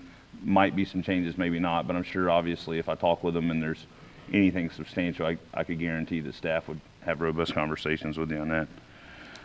If there's no other items, I would just ask that we move the consent agenda in its entirety minus item number 35. Is everybody okay with that? I'll give y'all just a second. That's the one about the Aquatic Center study. And so minus that, is everybody else okay with moving the entirety of the consent agenda forward? Okay. All right, we'll do that then with no objection. So that's moved. And then for item number 35, I'll make a motion without objection that we just table that to the next set of meetings in April. No objection to that. Okay. Well, the same one. All right. Okay. It'll come back to you at the next set of meetings. I just want to have an opportunity to have some offline discussions. All right, regular agenda, operations and safety report. Item number 1, I will tell y'all so you don't have to ask, I did watch the entire meeting on Monday, so I feel like you don't have to bring me up to speed. Side note, it is much more enjoyable and sometimes to watch the meeting than it is to sit through it. I heard y'all had some robust conversation on this. Please don't feel the need to add anything for my behalf. Is there any new conversation that needs to be had today by any members of the board on this item about the temporary speed limit reduction? I'll be fast. So I met with Brad and them, and they said it is not according to our, like the question was, do we have to? According to Brad, it basically says we can have it. Now they do say that, we can, hear, some biologists, but we don't have to listen to the biologists. We don't have to in order to keep so after reading that, that's not going to be an issue in this issue. Okay. So that's Commissioner Eddington, you hit Okay, your since button. that's my district. I talked to Mr. Baker this morning. That's right, we don't have to. Yeah. I agree. But the state does have a law about 25. And I'm okay with moving it to 25 if we can, be doing that way. Meet their standards also. I'd be happy to. It's basically a requirement for the projects that we have going on out there, and the requirement is that we place reader boards and signs as needed along causeway to warn motorists to drive with caution as chicks and fledglings may be on the road.